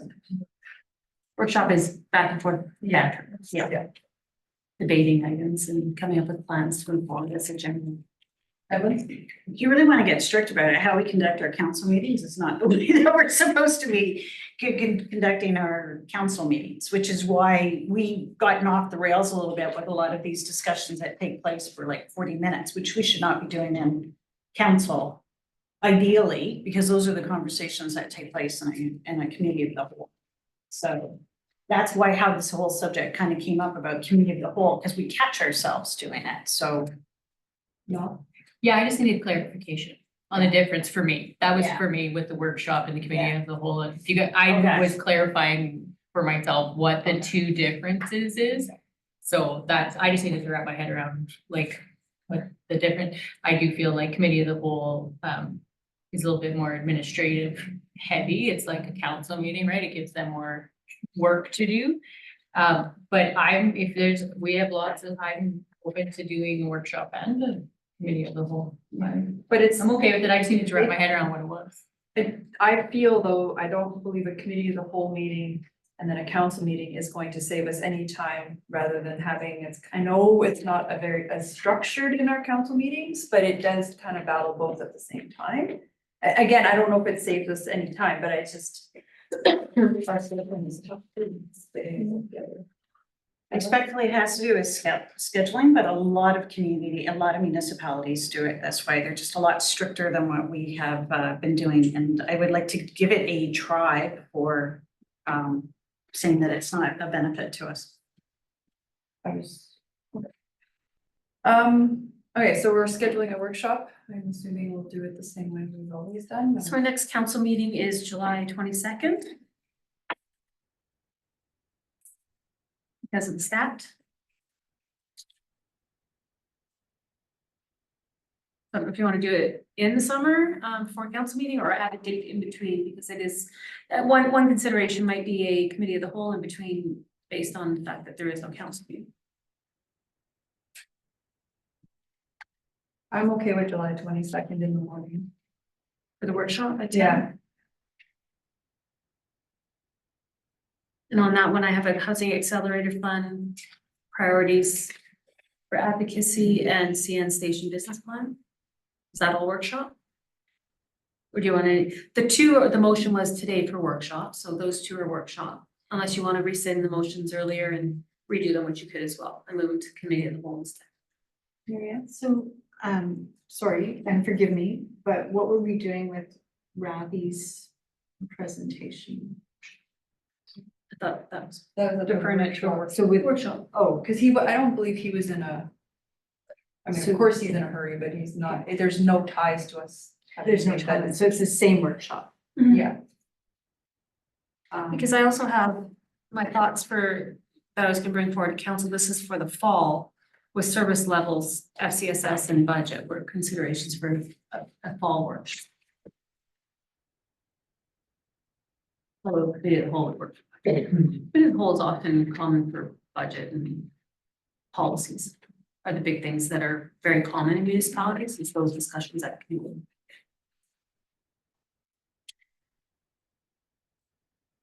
No? All right, I'm open. If you guys want, we can rescind the motions. And we can make them committee of the whole, if that's what you prefer. The housing one, I would like to stay in a workshop, like, make a plan, same with the CN. Like, I just think it's a better atmosphere to have that banter and throw out ideas and what we can do. So I think they belong in a workshop, but you, had other things for. I'm okay. I just, that's 5 weeks away, so I don't know, is there any other day that we could do it sooner or? And I want to be respectful of everyone's schedule, right? So Terry.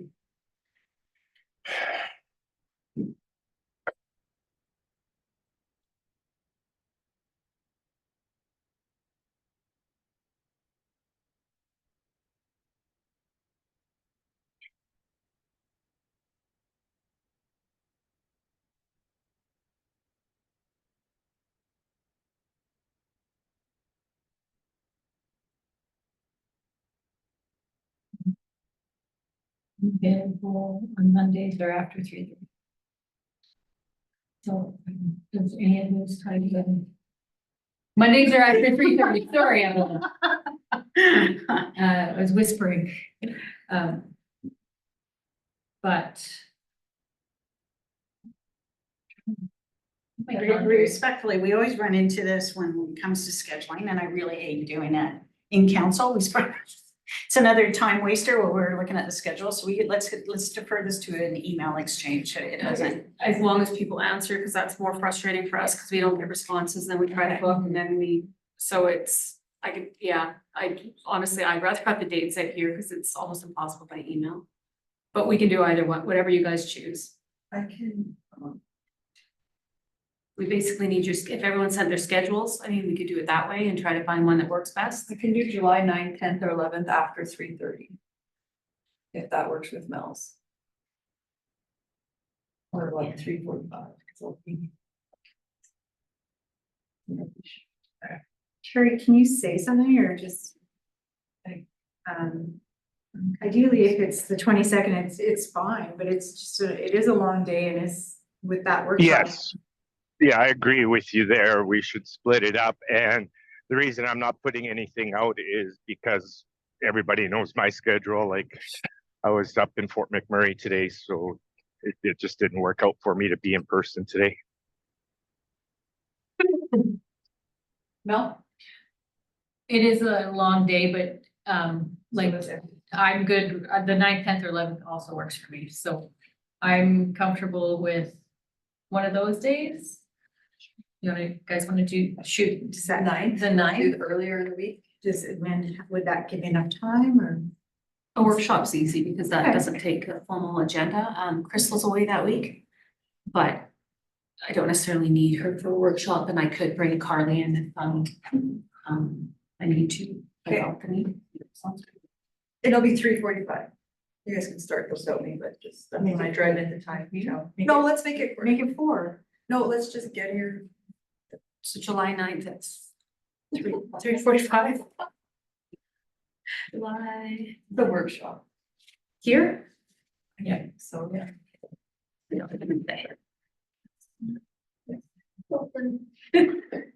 All right. 13.3. Sorry, did you want a committee of the whole as well, or? Start with the workshop. Let's start with the workshop. Baby steps. I'll make a motion to set a workshop for July 9th at 3:45. Or somewhere. All in favor? Bye. None opposed, so carried. 13.3, parade info and schedule. Okay, so that would be me, and the reason I brought it forward, and I kind of anticipated it to be on the agenda, but that's neither here nor there. So the Lamont Parade is the first one to come up and. Sorry, if I can interrupt you, Marianne, if that's right. This came on April 8th and the motion was made then, and all the parades are in your calendars already. Yeah, that's not. Okay, yeah, I was just gonna say, I thought you were wanting. That's not where I'm going. Okay, I just want to make sure, because I'm like, we did bring this forward, you Yeah, approved going. So what I noticed is that it is on the action list. And so as on the action list, it is that John is preparing the truck and the float. And the Lamont Parade is July 13th. Okay, and so there is an assumption that we have this float, but it's No, we're not technically. doing the float. Sorry, that was a mistake. Okay, so in overall, we would have a float, okay? But for Lamont, it's just the truck. So one of our hiccups maybe last year, we couldn't, and you can refresh my memory, council cannot drive the truck because of insurance, right? So then we're sending. Should be able to drive the Well, unless, okay. truck. Yeah. So do we have people, I don't want to leave this to an email because who's going to Lamont? Who can drive the truck and what are we doing? And so then when it comes to ours, that's the second part of it is we are under the assumption that we have a float, which it is not our float. It is the Pumpkin Growers float and it was on loan to us. So I think I would like to maybe reach out to the pumpkin growers, maybe they're putting a float in, and let's not have that assumption, and now knowing that the theme of it is the train station, we have that cute little wagon that looks like a train. Would maybe we would consider our role as council would be to use that and leave the pumpkin growers to use their float, because and I just want some clarity, and I think now is a good time because we know it does take a commitment, and where are we at? It's summer. I don't want to leave this to me now, so thank you. Well. Thank you. Because, yeah, last year, council took on a large role for the parades and stuff. And, yeah, like, yeah, I was loading and driving. Was that last year or the year That was the year before? before, but last year we did the moving and all that stuff. So I think, we just need to plan better in an administrative role 2 years ago. Because last year we had Public Works meet you there. And Yes. drive for you. And then yeah, you weren't there. No. Yeah. So last year we changed Not, it not Lamont. I'm talking about like, yeah, we Right. changed Yeah. it because because of the issues. because it was, the one year they changed it to a pole. And we couldn't get around the pole, we had to like lift it up and move it. Like, it was just too much. So we just need to plan better, who is gonna, what we're taking. And yeah, And I I like mean, that. The intention was to make it fair to our staff, that it's not their responsibility. And if we have the insurance and can create some sort of schedule where we get the truck or we get the keys and we're not relying on after hours call-ins or the staff, I just want it to be very, very clear. No, yeah, I disagree. I believe it is staff. I do think it's an administrative staff, like, to have everything ready. I like to actually drive the flow to whatever. I agree with you that council can do that. But I think that that's a representation of our town, right? So, Dawn. So what I understand is that other than our parade, that we're gonna just decorate the town truck, right? So John's truck, the nicer truck, and have it ready, fully fueled, ready to go, candy and dog treats, remember those? To go, and then we will make arrangements, so you're right, we'll need to know who's attending that parade, and then who's gonna pick up the truck and have it all ready for you on the Friday or whatever, right? So hand it over. And then for our parade, we have our committee working on that, and that was one of the things that you got it, or you compared to the parade and whatnot. But yeah, if we wanna do something different for that, we can definitely start pursuing that. And then the idea being that I've kind of given John that heads up that, you know, to be ready to drive the parade in the float for you guys, with you guys in the back for hours. Am I on the right track? Evan? I was alone in Vilna last year. So I actually, and I tried to do this last year, was to ask everybody to commit to 2, if not 3 out of the 4 parades. So I still honored our commitment to Vilna. Thank you to Rochelle for joining me, but that did end up being 2 staff members, which again, in hindsight, probably we would not have had to have those staff members. Rochelle and I could have driven it or done something, but it was all last minute. And Lamont, what we've learned from Lamont is they show up with their pickup truck. They're not bringing a float. It's a little bit too much of an effort. So I'm willing to go to Lamont and I'm willing to drive the truck if it's like insurance wise. We'll do it that way. Insurance. But I also, yeah, would appreciate it if we could commit to at least 2 counselors showing up to each of the parades, because it was awkward in Vilna last year. So that means a commitment on behalf of everybody. I don't think, and the reason I brought it up is because I don't think it's fair to ask all 5 of us to commit to all 4 Saturdays. But at the same time, we have committed to these 4, so there needs to be an honor system where we're giving up at least 2 of our Saturdays and sharing which Saturdays we take off or participating or not. Because 3 of us went to Lamont, all of us were at the local one. one of us was in Vilna, and I don't know, because Wissetna was the one that I voluntarily took off. Three of us, three. I went ahead with it. So would you like us to send out an email saying, here's the weekends? Please email back and sign up for which ones you're available for. And please register, sign up for at least. Not just available, but committed Committed to. I thought that was the accept on the calendar this morning. Isn't that what it says? Accept. Well, I see. Okay, I don't know, but yeah, you could send a new email asking us each. Okay. Okay. All good. Want to make a motion, Marianne? I move to accept for information, the discussion under parade information and schedule. All in favor? Aye. None opposed, so carried. All right, so I guess we'll get a motion. Okay, so I guess I wanna, before we go into close. There's a few things in closed. Are we gonna be done before 5:30? Because we should have a supper break for. Past that, so if you feel we'll be done in 45 minutes. Okay, well, I guess what I'm saying is at 5:30, if we're not done, we have to stop. We'll have a talk, yeah. Okay. I'll get a motion to go into close. I'll make a motion to go into close. All in favor? None opposed, so carried. Yeah.